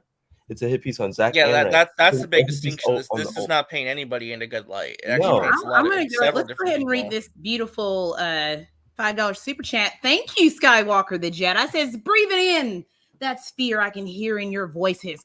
Wow, wow, wow, wow. Crawl you won't change anything. Thanks, Max, for the entertainment. Well, you're welcome. Thank you for the $5 And thank you for the super chat. You're lining my pocket, Skywalker. I appreciate that. Thank you. Anyway, what's next? Thank you, Skywalker. I say movie madness and entertainment. I think we're providing all of that every day. Yeah, and it's your opinion, and like we're not, and I don't know why things become like a personal. This like you have your opinion, and then there's another opinion on the other side. And I allow all opinions. That's yeah. that's what you can only get on MME, and you cannot find on Syl Abdul's channel. I'm sorry, not frequently unless you have to walk on eggshells. And I love you, Skywalker, but more power to you. I look forward to your success, and you're a good friend. We just have I respect him too, but I don't know. Yeah. By the way, this is actually my stream, not Max's. Max's is the guest. Thank you for supporting my content, Skywalker, which I greatly appreciate as a fellow member of the Clown Table and the Scooby-Doo gang. Thank you, Skywalker. I don't know who's next you're dropping money on. Because all I'm doing is asking. Well, thank you. I mean, holy crap! I mean, this helps. This helps a lot. I'm asking tough questions because of the things that I'm seeing in the article. That's what I'm doing. Okay. Hey, I want to remind everyone that memberships are only 99 cents on MME. Yeah. Become a member and keep throwing me more money because I appreciate it. $5 super chat. Hey, Skywalker, I'd love to collab with you soon. I'll come on your channel. I know Syl might not be able to be there, but I much respect to what he does. I like to ask hard questions and to push back on things. That's what I do. I don't care what it is. But just so we're not missing the point is that this made Jason Kilar look bad too. It's making some of the Warner Brothers people look bad too. This is not just an exclusively Ray Fisher and Zack Snyder thing, which I think is important to know. Because this is actually the people who wrote the article talking about how this doesn't paint anybody in a good light, is what the point is. So anyway, let's keep watching. Sometimes opposite of what his own executives were advising him to do. And, it turns out that maybe all these fans weren't actually real people because the audience for the Snyder Cut on HBO Max was not as large as some of the other DC movies, right? Correct. And in fact, it was like for all of that noise and all of that, news cycle, at the end of the day, it ended up either somewhere between 6th and 8th that year in terms of how it performed on HBO Max. Movies like Suicide Squad did much better. Wonder Woman 1984, which had actually opened a month before the calendar year 2021, did much better. I tried to watch it. I got 10 minutes in. It's not good. A 4-hour version of a bad movie is not better than a 2.5-hour version of it. Well, I disagree with that. I think that's good. Thank you, bro. Thank you. Another $5 super Thank you for another $5. Let's go. No problem. Come over to the Syl Nation and the Mikeyverse for actual information, not emotional bleeding over a YouTube stream. Much love. I don't get it. Like, we're going over information in an article. This is no emotion. Like, But Zack Snyder doesn't pay my bills. Well, you're paying mine. You're paying mine. I don't. So. I like, for me, this is, I go on YouTube and I discuss things that are happening. So I don't know. I know. He's just dropping the $5. Drop me a big one. Drop me a 20. Come on now. Don't skimp out on me. Come on. You want to I need my fill of Scooby snacks. Pay for my Scooby snacks, please. Wow. I did. Well, that is. Yeah. I need my Scooby snacks. Come on. What's up, Antonio? Yeah, I kind of disagree with him. Like, I don't think this guy finished the movie, personally. No, I disagree with Matthew Baloney. I think that Matthew Baloney's talking out of his ass saying it's a worse movie. I think that's actually wrong. I love the sound. Have you seen Wonder Woman 84? It's objectively a better movie. It's objectively a better movie. Have you seen Wonder Woman 84, bro? So no, bro. Like, no.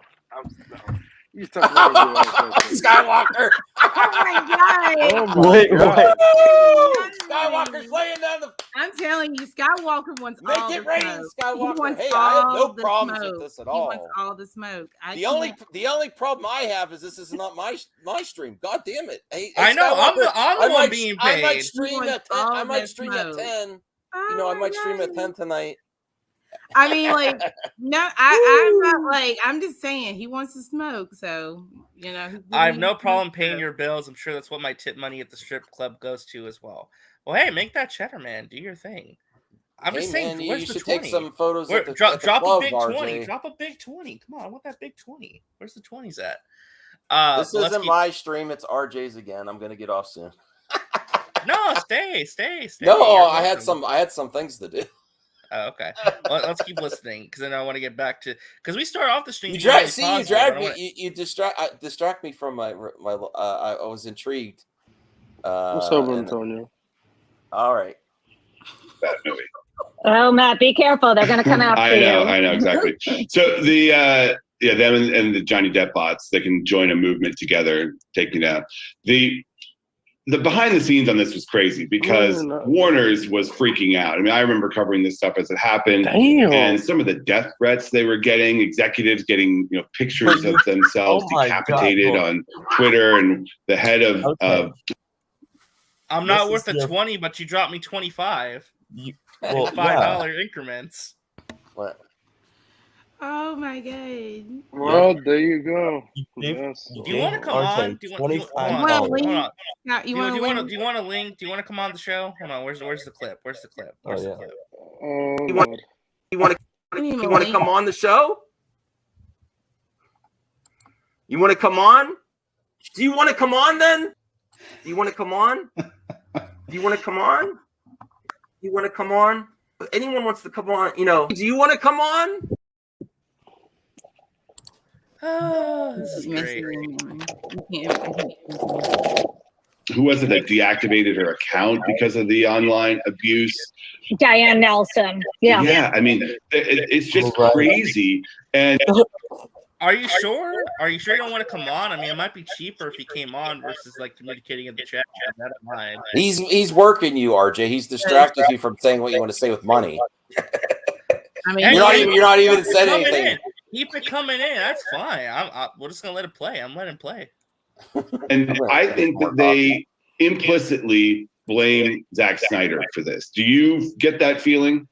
Absolutely.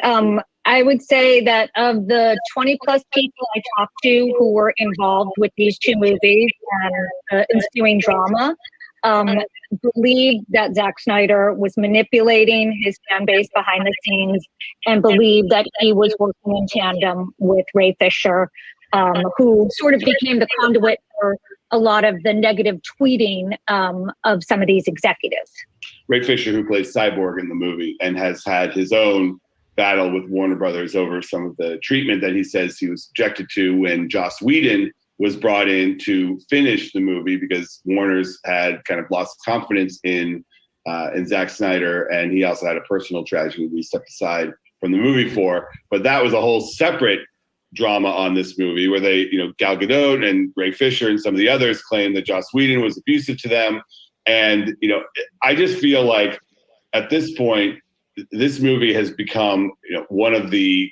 It's like an albatross around Warner's neck. They just want to pretend this movie goes away. What do you think the takeaway is here for studios dealing with this new reality? From what studio executives I've talked to about this particular phenomenon, it is something that they find, at first they found it to be like a curiosity, like, hey, how do we harness the power of a movie's fandom the way Zack Snyder was doing in 2018, 2019? But now people that I talked to at other studios, at competing studios, said that this is actually kind of scary what happened. It is. It doesn't mean. So that's interesting, right? And this is kind of what we've been talking about, where it kind of comes into the idea of the weaponization of a movement and how people can be manipulated to act as attack dogs or kind of do things like that. And here's the other thing, right? Where things get interesting too. Well, real quick, because I know he really wants me to, but again, you don't dictate my show or my pace. I kind of do things my own way. Let's see. No. Read my chats, boy. Okay, thank you. I thought so. Laugh emoji, laugh emoji, laugh emoji, laugh emoji. You guys have a nice evening. Don't play with grown folks. I mean, dude, you gave me like almost $50 in super chats. I mean, like, I'm not upset. Like, I'm chill. Like, you gave me enough money where I can buy myself a nice video game or something. I mean, that's cool. I can like afford StreamYard for another month and keep the lights on around here. I mean, that's cool. Just cool. Another $5 super chat. Thank you. Just know that over at Soul Nation and the Mikeyverse, read all super chats over here. Well, I'll keep reading them. You can keep sending them. I was just letting my stream play out to where I was trying to comment on it. So, but again, I appreciate your financial support. I don't mind if you send me money. That's A-okay. You have to read all the super chats. That's a responsibility of YouTube. Oh, absolutely. Hey, Nate, I sent you the link on IG. Okay, that's good. Thank you for sending Nate a link. No, but again, thank you for your financial support, and thank you for your super chat donations. I greatly appreciate that as an up and coming YouTube content creator myself. $5. Buy yourself. Hey, listen. Oh! Wow. Oh my God! Now look who comes. Thank you, Zeno, for a $5 super chat. Thank you, Zeno. The fear from the Scooby Snackers is real. Obey. Well, thank you guys so much for your financial This has been support. like the most profitable stream I've ever done. So thank you. And I don't have to do anything. This is I'm just $60 in super chats. I've made $60 in super Dang, chats this stream alone. Screen. Like, if y'all could come and talk, You know what this proves? Cash at me all you want. Snyderverse got that money. I'm sorry. I know we're They got that money to buy bots. They got too. that money. It's amazing. They got that money to buy bots too. Well, that's true. They're just showing us that they It's got money to amazing. buy bots too as well. So they got money. I can use this to buy my Bayonetta 3 special RJ edition. versus Skywalker, the Dawn of Justice. I know, and it's because of me. Well, thank you. Now we're up to $65. Can we get to 100? Wow. Zeno, you're next. I mean, come on, Zeno, send me another 5. Come on.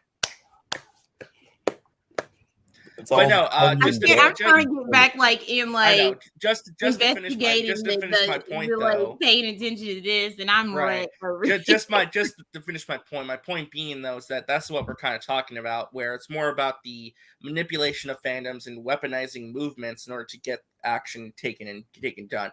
What's interesting about that comment is that apparently by talking to other studios are actually a little bit concerned and afraid of what's going on, which I find to be interesting. Skywalker, another $5. Thank you, sir. Now we're up to $70. Nobody thinks that everybody's all bots. That's not even like. This is why y'all think we're all bots. Some of us actually got money out here. Hey, listen, flex your money all you want. I appreciate it. I just want to clarify. I think this was what got missed in translation a little bit, is that nobody said that everyone was bots, but we are acknowledging that bots may have been used. If you look at the percentage, the majority of the activity was legitimate, but there was also at least a 13-17% number there's a that 13% was increase. There's a 13% usage of bots, and then right, in that, and that's again usage of bots, there's a 17% of usage in that with that hashtag. Mad Max super chatted his own That's the fake channel. one. Oh, is that the fake one? No, that's Is it me. Oh, That's you not super true. chatted your own channel. Good job. Please, Snyderverse bots, come to MME at 10 p.m. Eastern Standard Time. I want that Snyder fan cheddar. Oh Lord. Wait, what we No, doing that's that true. time Hans for? is correct. Nothing got missed in translation. They're seeing it how they want to see it because it's easier to be mad about it. Use your brain. No, I know. Yep, Instead Hans That's why is it's correct. like paying attention Hans is to the parts absolutely of the correct. article that are a little bit yeah, dishonorable. and that's I think this Yeah, is where I things got get like missed too. Like 13%. not is all of high. this was about the bots too. Like there was way more going on than just the bot stuff. So I don't know why it's like we're only focusing on that. I'm trying to like also talk about like the other stuff about the behind the scenes situation that was going on. That's kind of the other thing. And again, I find it interesting that other studios are apparently concerned about what happened here and they're afraid of what happened. I mean, I'm but not sure. thing I mean, is, that could like, mean several different things. It's more so what she's does this actually not mean? like she's not name dropping the studios, but it's whatever. It is what it is. I wonder what studios out there that she talking about. No, I saw it, Hans. I didn't mean to skip it, but I did read it. The Dark Lineal SZ for £1.79. Can we neuter them, please? Damn. I mean, I don't know about neutering, but What do you mean? You mean nut? he means cutting off their nuts. Yes. Oh wow. Skywalker Jedi for another $5. That's $70 in total. Thank you. This bores me now. You guys aren't worth the time. Enjoy that money. Maybe you can acquire some swag with it. It's in me, not on me. Wow, SMH. So something's in you, not on you. He's talking about his swag. Okay. Got that swag. I mean, you got a nice Restore the Snyderverse hat. I mean, I guess if He's that's got some what you nice consider sunglasses, swag. too. Yeah, you got Hey, some no. sunglasses. Some nice Skywalkers represent. I enjoy his style. I I do love what he's too. on I'm the not beach like with his hating on his glasses. style. Like, Woo! yeah, sunglasses. Fire. Yeah, like. Well, the offer's still there. If you want to come on and have a conversation, the offer is still there. I have no issue talking to you. I mean, if you don't want to have the conversation, that's a-okay too. Dat Boy 2020 says for $1 super chat, hashtag restore the Morbius verse. Yeah, you're not getting another Morbius movie, so there you go. Yeah, he's just like I was just expecting like the $5 increments was funny. I was expecting like the hot 20. You know, I mean, that bomb. I do. I mean, listen, Zach got 1 more year left on his deal. I think, technically. I mean, if he wanted to be with Netflix or not, or go to another studio, it's up to him. He's not sweating all this yeah. criticism of the Snyderverse. He's confident, so let him be, and he spends his money the way he wants. I appreciate that. Samir for a $10 super chat. Thank you. You either die a hero or live long enough to see yourself become the villain. Hi, Zack Snyder. I wouldn't say. Why was he a hero? Oh my God! Wow, Nate, turn down the volume, bro. Sorry. Volume, please. My bad. But when was he a hero? Oh, come on, I Nate. wouldn't. I'm gonna edit your mic settings because it's pretty loud. Yeah, you gotta lower that shit. Well, let me just down, play this. We're almost done with that. I want to hear just a little bit more. They won't try this. You know, you're kind of playing with the devil when you engage in these kinds of dark arts on social media. But for studios and filmmakers, it's probably worth it in some cases, especially when you've got a problematic property. And the DC movies for many years were considered problematic, especially the ones that Snyder had a lot of involvement in. You go into a detail in the story about some of the early cuts of Justice League where it was deemed a total disaster and they were freaking out about how to deal with this. So yes, I'm told there was not a dry eye in the house when it first screamed, and not for good reasons. And not because they were wrapped up in the Superman's mother conversation in the movie. So correct. yeah, so so when you get into these situations where you, as a head of a studio, have spent $250 million on a movie, and you're in that screening, and it's just terrible. I mean, that is the worst feeling you can have, and it does start getting you thinking about how to manage the reaction, because these movies, you know, Marvel's dealing with it a little bit right now, where some of the fans haven't loved the last couple movies. Now Marvel's in a totally different place, and I think its fans give them the benefit of the doubt. But the DC fans can be kind of unrelenting if they don't like something. Correct. And I do remember being at the premiere for Batman versus Superman, which Zach directed in 2016, and being told that we were not allowed to tweet anything about the premiere until 2 days later, when, you know, like they did not want any buzz, because, you know, that movie ended up having like a 29% on Rotten Tomatoes. Right. It's amazing. And then they end up spending almost $100 million to essentially allow a do-over and give this director the opportunity to It's not a do-over, buddy. Go nuts. Thank you. On it. What was the craziest thing about this reporting that you discovered? To me, the thing that was really insane is that he allegedly did a shoot in his backyard without following COVID protocols nor union guidelines. He sort of like came back with like a half denial on that, or didn't quite answer the question, which he did in a lot of cases. But this is when like nobody is like leaving their home, and it happened in his backyard. So that was crazy. And then the idea that, you know, people told me that he sent an editor over to the studio after things like had kind of gone bad with him and Warner Brothers. He sends an editor over to the studio to retrieve hard drives of the film, which is, they deemed it stolen property, and the studio security got involved. And this is one of their marquee filmmakers. Okay. Yeah. I mean, that's insane. It's not that they think that Zack Snyder is going to like go nuts and steal their footage and put it online. But when you have footage like that in the hands of someone outside the studio, you have no idea where it will end up. He could have his car stolen with the footage inside. He could have a crazy cut. Okay, so when, you know, they mentioned, as previously on the article and just now again, about the COVID protocols. It doesn't matter that you handle the COVID protocols by yourself. It is not studio logged in and studio mandated.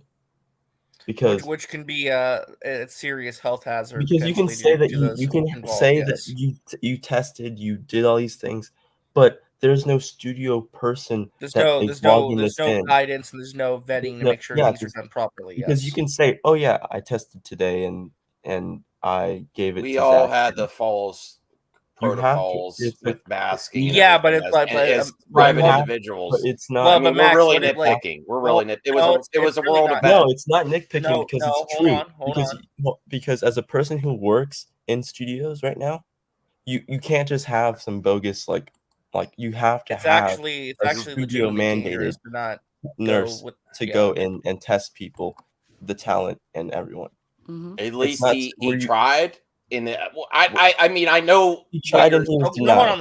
If we're really criticizing for filming a scene, let me paint a picture real quick. Okay, it wasn't put in the movie. Let's say I work for a company, okay, and I decide, I'm gonna go outside and hold like this. I'm gonna go outside in my backyard. I'm gonna I'm gonna go pick grass with some people. Okay, I get a small crew, about 10 people.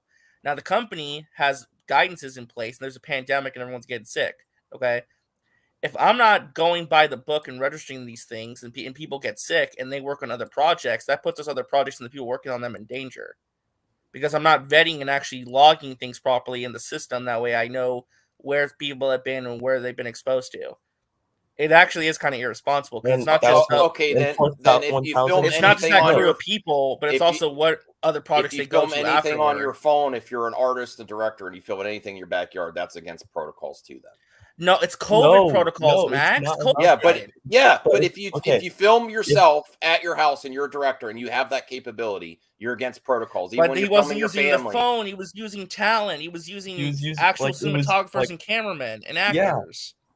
He was using actual crew that he was denied to use, and he did it himself already. And also, 4,000. No, that is false. They paid $1 millions of dollars to have like robots and testing people. I mean, there. I understand and your that's point. why Tom I Cruise just- had that big outburst because he's like, we're spending in my opinion, you wait, can't hold on, Max, downplay Max. that. It actually is. In my legitimately opinion, when dangerous it's a and scene with irresponsible. one actor on. not interacting with other hold on. actors, Max. it's not a big deal to me. That's why Tom Cruise had that big rant because he's like, we're spending millions of dollars from the studio to make sure we are being safe. That was in the rant. But do we actually? Also, you're flaunting think those people. the unions. You're going without the permission of the unions as well. I think This those people isn't that like was some there. like, oh my god, what this is like. This Well, is let's not be naive that this whole scenario was not usual. The whole road from the to the release, it's very unusual. Yeah, but everything was unusual. The world environments were unusual. I'm not going to condemn the man for shooting one scene. No, I understand with why one he actor did it, but again, with the you have crew to back understand 10 feet, filming, wearing masks. I'm not, During the you height know. of the But again, pandemic, it doesn't I matter. mean, if you might he say I'm did it, like, downplaying shouldn't have been doing that to begin with. It doesn't matter if he did it himself. He still did it without the studio representative to log it in. Because the studio themselves have to log in a production and log in if it was safe. Robert Meyer Burnett was on the show yesterday saying I would have done that shit too. Robert Meyer Burnett, he's a passionate filmmaker. Is he like our moral compass? No, I'm not saying that. I'm saying that's my opinion. That it's not. I have no problem. I respect all your opinions. To me, it's not a big deal. It's a big deal. And I mean, remember, hold on though. This was during the peak of the pandemic. This was in 2020. This was during the peak of it, right at the worst of it. When people were afraid to go outside. This wasn't like it was like during one of COVID's yeah, only essential businesses were open. Yeah, and you guys, and listen, he doesn't have to respect Warner Brothers, but it's about making sure you're keeping your cast and crew safe, and making sure you're keeping other filmmakers safe. When they work with those same crew members on future projects. Issue. It's a legal. What if they all volunteered to do it? I mean, that's another. Did they sign waivers? Yeah, I mean, is there I'm like saying his crew? I don't know. They're ride or I mean, die you for need him. that. You have to have waivers in place because then, in case something happens or someone unfortunately contracted COVID, and then that person might have died as a result of that, or had long, existing. Listen, I'm not downplaying COVID. I'm not downplaying COVID. Let me finish, Anthony. Long, extended health problems as a result, and then their family or that person then sues them. That's an issue. So if there's no waivers and there's no safety precautions in place, he messed up. Then they could have sued him directly. It's not like it's no big deal. No, I'm not. Well, okay. I mean, I agree with that. Like let's like take off our shiny glasses for a minute, okay, and get over the fact that you like the movies, you love the universe, and take a step back and like pull that bias out of there. It's BS. It really is. Is all I'm saying. No, I agree. I just think if we accept that he took the film, all MCU fans are SJW snowflakes that get triggered easily. We are. Shout out to the. It's almost like don't forget this is also our safe space too. Snowflake and safe space. It's almost like a guerrilla type film altogether because he took it from this whole scenario. So, I mean, if you have an issue with that, you might have an issue with him even take the film to begin with. Well, I mean, it's all in the same thing. He already took the film from Warner Brothers. He worked on it himself. So it's Kal-El, can I say something? Kal-El, yes, I am. Okay. Don't come at me because you don't know what I do for a living. So sit down and take several seats. Okay. How about that? Yeah, people some people really care about that. And I don't downplay people's health. I don't. I'm just saying. Like the thing is that Skywalker, Sil, and Mikey, they don't work on studio sets. I do. They don't. No. Widow, Ashley, she knows stuff about health and safety. Yeah, exactly. So being Ashley actually know what we're talking about. Unlike you guys in the chat right now. So that's different. That's what you'll find here. No, but I specialize in diseases and in control, and I've worked in a hospital with people who've had COVID, and I've worked in a COVID clinic, and I know what I'm talking about. So don't come at me about this, okay? Sure, and I respect that. I That's all I'm respect saying. anyone that helps people's public health. And, yeah, I want That like to be. 2.2 says brilliantly calling MCU fans snowflakes and Snyder cultists have been crying over this article for the past few days. Amen. I don't Let's see finish nobody this talk article about the before article. I have to probably ban people. I don't know. Cousin come over and decide that he wants to put it online or something. Like, that's insane. And by the way, it didn't make it into my report, but I was told that he did release things online that were unauthorized, like key art. So you would have posters that were, that he was not allowed to do in the run up to release the Snyder Cut. Right. So, suddenly there was this mysterious, towering Times Square ad, which was like, release the Snyder Cut. By the way, no one knows who paid for that. Allegedly, it was the fans, but there was no Kickstarter campaign that you can point to. So must have been one really rich fan who could afford like a $50,000 a day Times Square billboard. Elon Musk. Have you talked to Elon Musk? This I don't seems like think something he'd do on Twitter. And I don't think Zack So Snyder not paid only for that. so she says that she didn't put in the article because, like we said, there's more to this than we think, and clearly there is.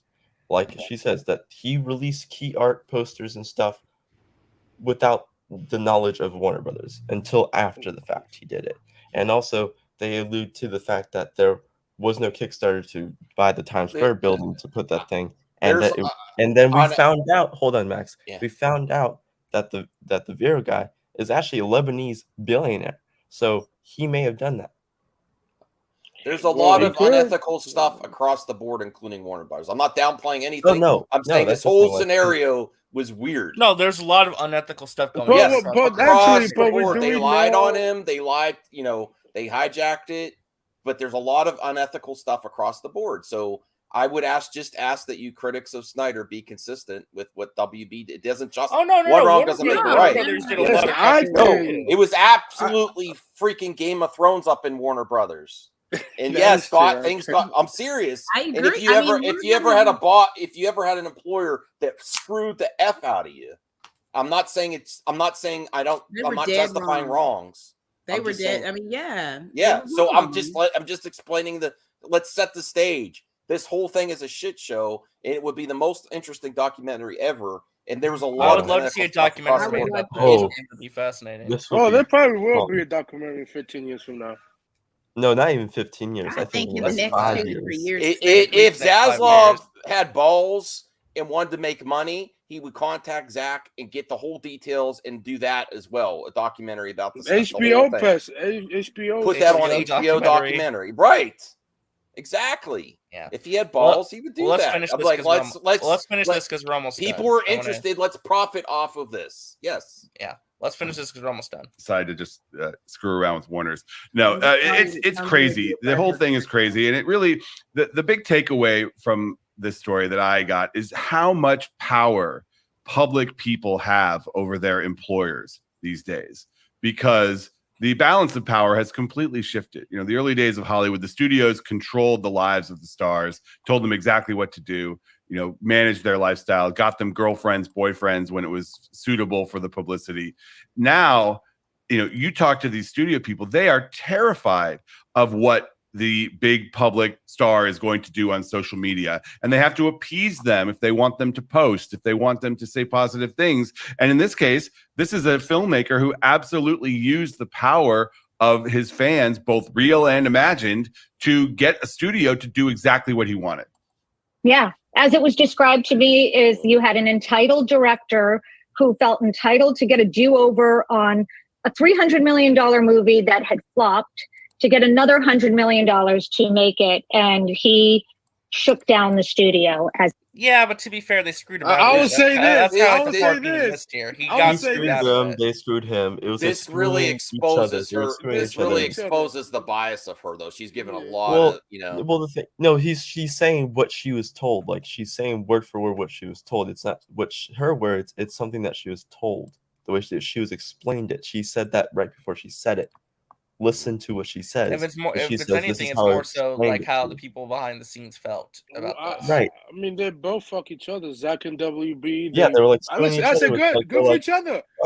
fuck you too, fuck you What? even more, fuck you, da da da da da da da. Yeah, It was like yeah, a couple that was about It to was just a divorce. bad relation. Like, It was It's just a bad bad partnership all the way relationship, around. toxic relationship Yeah, that should never experience yeah, happen on again both in sides. Hollywood. to me. Yeah.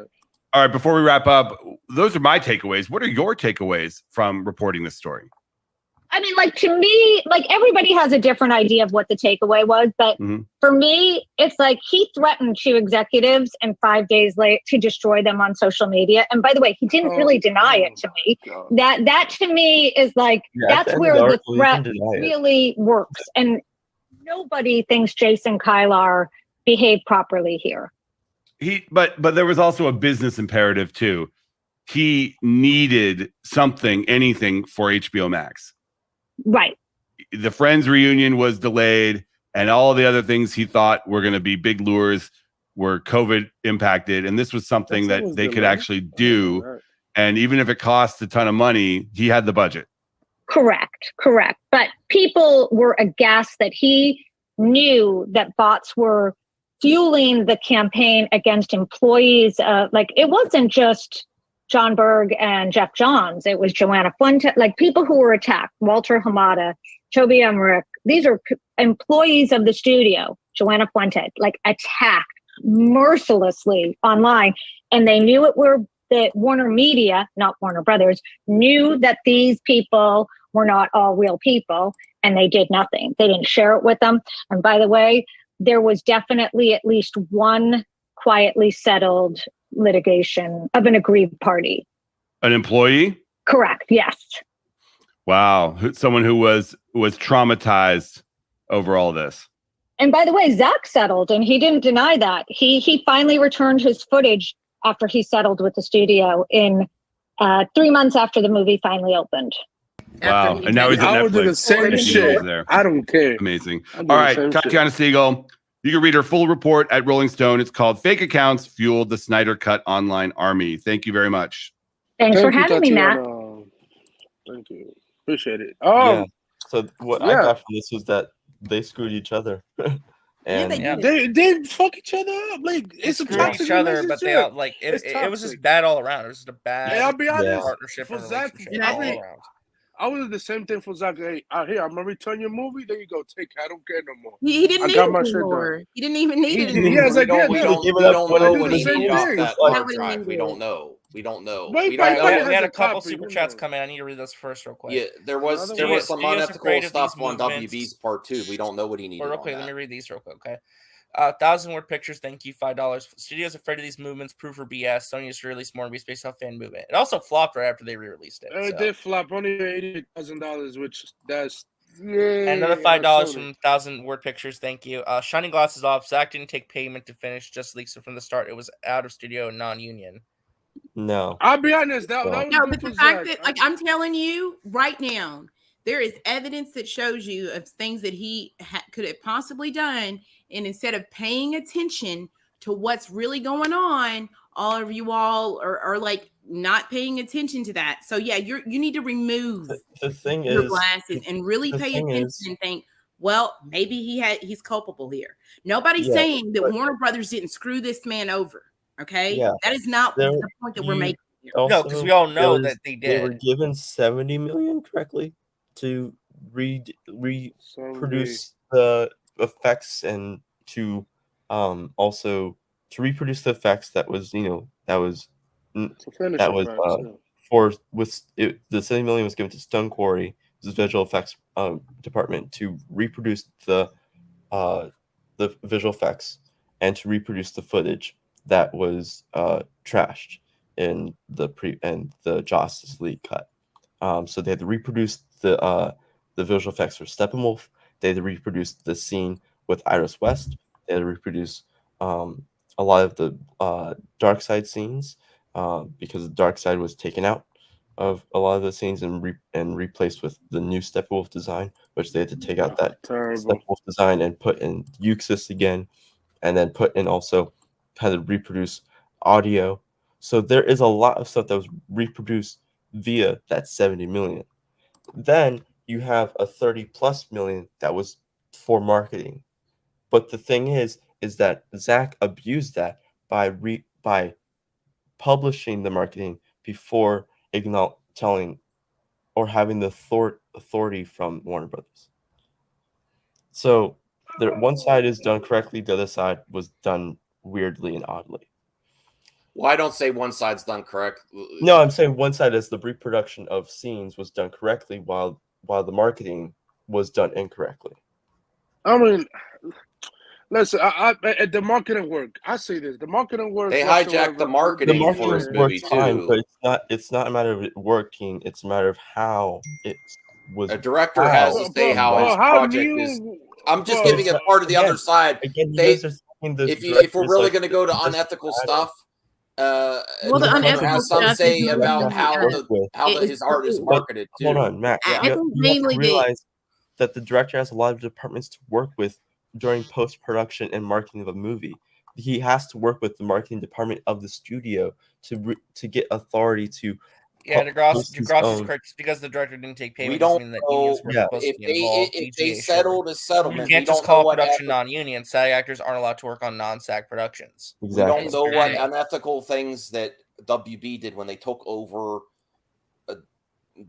Well, two wrongs don't make a right. No, I'm not saying that. Right, but they reached a settlement. But what about okay? But what also about Zach possibly weaponizing his fans and using Ray Fisher as an attack dog? What about all that stuff? We're going to play whataboutism. What about that stuff?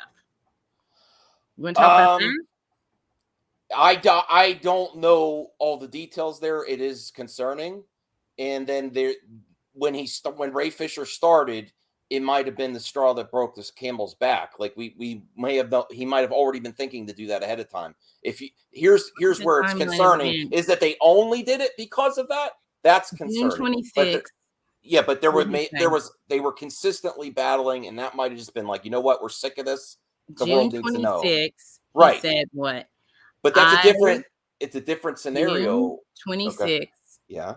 What did he say? He wanted John Berg and Jeff Johns' names removed the first time. And then when their names were not removed on June 26th, he says, I will destroy them on social media. Yeah, but you June don't know 29th was the very first other factors. When Ray Fisher posted that video and he says, I retract this statement at Comic-Con, right? Yeah, and that gif. And then he said, on July 1st is when he then starts to attack Whedon. And then from there, he then starts attacking John Berg, and he starts attacking Jeff Johns. Here's what I want to ask you, though. Are you alluding that this only happened because he just wanted his name off? Or can you be open to the idea that this was just, they're still messing with Zach, we've had enough, and now we're going to social media? Because they were trying to still work with Zach, and then, in my opinion, they realized they're still fucking with him. They are still effing with Zach, and this is the straw that broke the camel's back. We've had enough. So that's a different scenario. It's really how you frame it. Oh, we're only doing this because we want what we. What if they were like, you know what? They are still messing with Zach. Now we're going to the public. They even with getting it announced, we're trying to finish it, and they are still messing with him. This is the straw that broke the camel's back. Let me just say this. Imagine that scenario. I think the nuance here is that, honestly, this is my take. Yeah. I think what probably ended up happening, right, was that Zach got the cut, right? Jeff Johns and John Berg didn't want to take their names off the movie for whatever reason. We don't know what happened with that. Zach probably had enough. They're still messing with him. I think that he and Ray Fisher likely coordinated, because Ray Fisher probably had issues too. I'm not saying that his issues never existed, but he had issues too. Examine that possibility. So they chose to coordinate something in order to both get what they wanted and get justice and get what they needed to get done. And expose. It's not all just about get what you want. That's what you're saying, your opinion. It's just to get what we want. What if there's more to it that they actually wanted accountability? Now, if they held up accountability over entertainment, that's another argument. But there's a lot of things in the article. Right. But I'm saying, at this point, though, it wasn't like organic. It was a coordinated effort. That's how the do you biggest know thing. it was not organic? That's Because your it opinion. was How it do was you all it know- was all how timed do and you- planned out to How be. do you know that they weren't trying to work with WB once it got officially announced, finish the cut, and then release it and move on? No, I'm but then saying they how found they out. responded was coordinated. That's Do you the thing. think even after announced that WB was still messing with him behind the scenes? That's a question I'd like you all to ask. They were still fucking with him, even after announcement, right? It's a possibility, yes. I mean, look what happened even with the Tom and Jerry. That could have been an accident. I'm not saying it was on purpose, but what the hell? That's a weird accident, though. Even That's a weird with accident. the premiere, it didn't happen. It didn't release when it was supposed to. We had to stay up till 3 in the morning. There is fuckery all around, and you don't know that this wasn't organic. So you're saying, oh, it doesn't seem organic, and I respect your opinion, but there's another possibility there that this organically was just like, fuck it, we've had enough. I'm sick of this stuff. They're still fucking with me. John Berg and them are still fucking with me. They know they want their names on the cut, off the cut. They won't do it. They won't even respond. So he whines and then employs like tactics that might be there's unethical all around, Ashley. I understand. I'm just saying, consider all the factors. Consider all the factors, because I was a fan at the time, and we know they were still effing with them. Still, even after the announcement. How were they? Don't you think Okay, that again, give me tangible them during that things time they was did. Again, wait, one at a time. But the thing is, Art Max, that we learned that they were screwing each other all throughout this time. Yeah, but We don't know that. What if during some of those fucking around with WWE fucking around with fans, that Zach led on that? You know, Zach could have fucked with them, and then they're like, W's like, oh, let's fuck with their fans then. And then Zach sees them fucking fans, so they're like, okay, we're gonna fuck you back. So it's a back and forth of fucking. Yes, but you're consistently you're one sided. Where you're only considering. We're not making accusations. I'm going to say something because I brought it up. I am asking the questions. There's a difference. And if people don't like the fact that I'm bringing up things from the article, no one is saying anything 100% to be a fact. Okay. I'm bringing up points opinions and from questions. this article and asking questions because it's in the article. That's what we're doing here.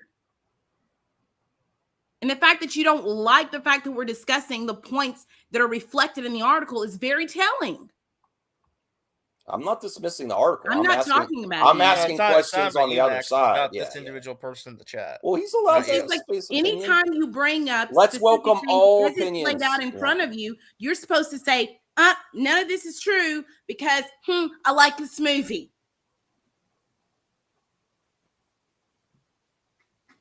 When she's a journalist and then she has to go through specific channels for this article to be released. She's not a freaking scooper, okay? I think that a lot of you get it confused and muddy the waters between a journalist, right, who's reporting on a story, and a scooper who is just putting things out there. They're not one and the same, okay? Yeah, and also I think I respect that was an opinion piece. But they are both using unnamed sources, which is fair. That's the game. You're not going to, especially for harassment, you're not going to reveal source. I'm not mad, Frank Knights. I'm a very passionate person. Okay, this is not anger. All right, I'm explaining to you guys that you're not getting it at the end of the day. You're not listening to all you do is pay attention to, oh, you know what? Oh, the butt part. But you don't want to really pay attention to the other issues in the articles and the things that line up. Okay? And that boy 2022 is correct. Rolling Stone and Geekosity are not comparable. You can't really compare an established Hollywood trade with like fanboy websites. I can. They're not the same thing. They're not the same. Not exactly the same. The thing is also one person, a group of people actually went to journalism school and went to college for journalism, while one person just decides, I'm gonna be a journalist today and starts a site. Like, there's a difference. We can't be naive of other factors when people write articles either, though. It's all about clicks. And Chris is right. There's a lot of opinions and bias in Well, yeah, Art of Chris Friday. here. Hi, Chris. Saying anything you between can- Zach and the studio. Oh. I'll get to you in a second, Nate, because I want your opinion on this. Chris, you're saying anything between Zach and the studio has nothing to do with what the fandom became. Weaponizing a fan base is never okay, especially when it was supposed to be about Autumn and it became corroded. Exactly. I'm gonna head out because I got stuff to do. I don't want to. No, you're fine. No, I am appreciate you being happy here, with Max. I don't want you- all opinions. I love Ashley's point of view, her opinions or questions, and I approve everything being discussed on this channel. And I do want to say one more thing, and I've been there from the start. Okay, 2K, 4K, and I got death threats, called names because I questioned people's motives when it came to a lot of this stuff. Okay, 2 years ago. So I'm very, very aware, and I was around when when all of this stuff with Ray Fisher, and I was around in 2018. So I was there from the very, very beginning of this stuff. But when I basically questioned the timeline of events, people attacked me, and I had no opinion. I asked tough questions, and that's all we're doing here today is asking tough questions. All right. And if you can't handle it, I'm sorry.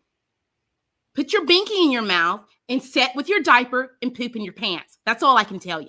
Yeah, honestly, at this point, like, honestly, you're deflecting it. Oh my god, if you're like, that was funny. Honestly, So all anyway, you how need to about that deflect Henry Cavill, huh? Thanks back. Nate, I want to get to you. Sorry it's taking so while. Nate, what do you think about all this? I'm sorry, I gotta hold that in. Ashley just caught me off guard. Nate, you know me for how long now? I know it, but still, every time you just come out of nowhere with these, this is funny. All right, Yeah. for me, I just feel like both sides were doing dirt. They fired Zach off of the eve of his daughter committing suicide, and they've reprogrammed everything. They fixed everything with Joss Whedon, and we saw how the results from that standpoint. Then Zack Snyder on the opposite end used the fans to make his Snyder cut happen. So both of them are totally in the wrong from that perspective. Now, as of right now, Zack Snyder is Zack Snyder. I wasn't a fan of Zack Snyder's. I meant a few like Watchmen, Legend, Guardians, Legend of Gahul, and probably 300. That's the two. But I wasn't really a fan. I wasn't really a fan of Zack Snyder. So from that standpoint, I'm just glad that this is over, to be honest, because now I feel like from this standpoint, this is literally a reset. After the Flash, this is an automatic reset for everything. Fixing up. You already got your Batman with Robert Pattinson. Rumor, I'm still with the Henry Cavill. I gotta see to believe it, because as long as if it's confirmed fully, then I'm not gonna trust it. But if he is all right, sorry, Zeno, you're getting timed out. That's not funny. Don't time him out. What did he do? Nah, he's attacking another member of the chat. I kind of have to. But he's an Edward. But like, and also, like I said, you already got. Like I said, this is an automatic reset. Even though the Batfellin it makes no sense why you're doing a Batgirl series, but whatever. But movie. Yes, thank you. Which makes no sense. But yeah, like I said, it's a reset. This is a reset. This is DC. They're gotta get it right. The person from Discovery is gonna improve, and it's gonna try to focus on the main focus, which is Superman, and then try to get everybody else in there, like a Green Lantern, like a Green Arrow, Martian Man. Just chilled. Yeah.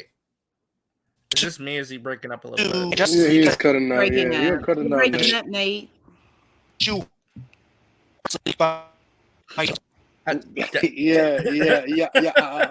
Yeah, you cutting out, man. I guess, yeah. Yeah, I mean you're right. The Flash, it's not a okay. I would say that it's not a reboot. It's just a soft, just taking one movies in the continuity and stuff like that. And that would be Batgirl with Keaton, who's not going to be there for that long. And then whatever if we get a Superman movie or not. Yeah, I know. Sure. I was right. I was right, Matt. The Rock is the blueprint. That was Well, that but $1 no, billion he is never coming up. Remember, RJ? It's not gonna. It's not making $1 billion. I don't know about that. Probably I 750. I believe it. I don't know about 750. I believe it. I believe it. There's a lot of stuff coming out. Yeah, we're still going, Tony. I'm going to start wrapping it up in a couple minutes, though. There's a lot of stuff that's going on in October. So yeah. Actually, we do. I hope we get sort of announcement of the Green Lantern show. Hey, Belle. Hey, what's up, Belle? Hope you're doing well, Belle. Yeah, I hope the Flash is good too. I hope Flash is good too. I mean, Well, from what we heard, it's got great reception though. Well, from what we heard, people are saying it's good. I hope it is. Even the Rotten Tomato guy that was in that space earlier about Henry Cavill. Look at 4K B2T. You're gatekeeping. The real fans are asking the real tough questions. Listen, yeah, it's a whole not nonsense as about gatekeeping, who's the real fan, who's not. You can get the hell out of here with that crap. The Flash, I hope it's good because, like I said, from last standpoint, he needs Ezra Miller needs help. That's it. He just needs to get his. To me, I don't give a fuck about the Ezra Miller thing. I just want to see the movie. I want to see Keaton back. It's been 30 years. I want to see. I want to see how Sasha Calle do as Supergirl, as Kara Zor-El. She's not playing the Injustice one, whatever her name is. So, and then what else? Zeno didn't say. It's like Zeno said that he didn't say anything bad, did he? No, he's insulting me, so he can go fuck off. Oh, he's insulted. Okay, well that's. He also insulted another member of the chat. Plus two. Yeah, he was said something about it's like, Jeffrey. nah, it's all right. I wish you all could hold hands and get along. Nah, Zeno's a racist piece of shit. So no. Damn, RJ. Sorry, But he is. you know what? My next talking piece would be this: Kat, who would you want to direct the Zack Snyder biopic that'll start on the very first day Zack stepped on the WB lot with the meeting with Christopher Nolan and WB executives? Well, listen. I wouldn't see. One thought David Fincher, or like good. I like that. or like Baz Luhrmann. That'll be good. Whoever, listen. If we get, I'll take it. I just want another Superman movie. If we get a Zack Snyder, listen. If we get a documentary down the road about this whole mess, which I think we will eventually, you have Walter Herman. Well, Walter came in 2018. I'll take that. Safdie Brothers could be good. Yeah, Safdie, but that would be great. Or hell, get Zack to direct the. No, that would be hilarious. No. That would be hilarious. No, Joss Whedon. No, not Joss Whedon. No, Joss Whedon. He fucked his career up. Debatable. Yeah, but but like, hey, if you make I want to see the documentary about this on Toby Emmerich, what he has to say, Jeff Johns, John Berg, whatever, and all those people at WB, Zach and his wife, and maybe the Justice League cast. Have them there. Except for, I don't think Henry Cavill. There's definitely some exciting stuff on the horizon for sure, but I want to wrap this thing up, so I will go around real quick. Nate, you got anything going on? Anything you want to promote? No, outside of doing a live stream with Dodge. That's pretty much it. Okay, Anthony, you got anything you want to promote or say before we get out of here? No, I like coming on everybody panel, but I hope we see Henry Cavill Comic-Con this upcoming weekend, and I hope DC has a bright future ahead. Yeah. Caden, you got anything you want to promote or say before we get out of here? Read more articles. Yeah, read his streamer articles. They're what really y'all doing? I have a couple of them drafts right now. Those articles are ass. No, they're not. I'm joking. I have a ranking article coming out soon as well. Should be this week or this weekend. And then I have also another what we know about article. That's mainly what I'm be writing about, is what we know about and ranking stuff. So yeah. Awesome. Yeah. All right, Ashley, you got anything going on or anything you want to promote or say for Yes, out here? stream tonight. That's happening, Captain, at midnight Eastern Standard Time, maybe a little bit later, depending on how that goes. That's the plan for now. Some other stuff in the works. My reactions are still coming, so that's what we're doing. Nice. Well, thank you all so much for being on here. Thank you, Max and Matt, for coming on here earlier. Max will be going live later tonight at 9 p.m., so be on the lookout for that. And yeah, thank you all so much for what's this? It's already begun. The line for Hall H has already begun.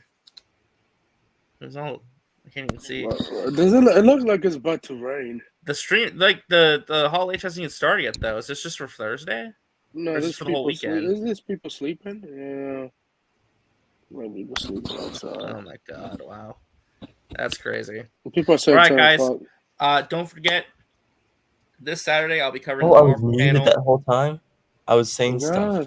Oh yeah, you're muted the whole Yeah. time. Oh my god. Thank I was you. saying, yeah, this is probably Thursday. Yeah. So don't forget Saturday I'll be streaming, probably covering the Marvel panel Saturday nights. That should be a lot of fun. I'm debating if I want to go live on Friday or not for the Marvel animation panel. I probably will. We'll see though. Maybe I'll mix that in with like some other stuff. We'll see. So definitely stay tuned for the San Diego Comic-Con coverage on all of our channels because that'll be a lot of fun. Thank you all so much for watching, and we're out of here. Bye.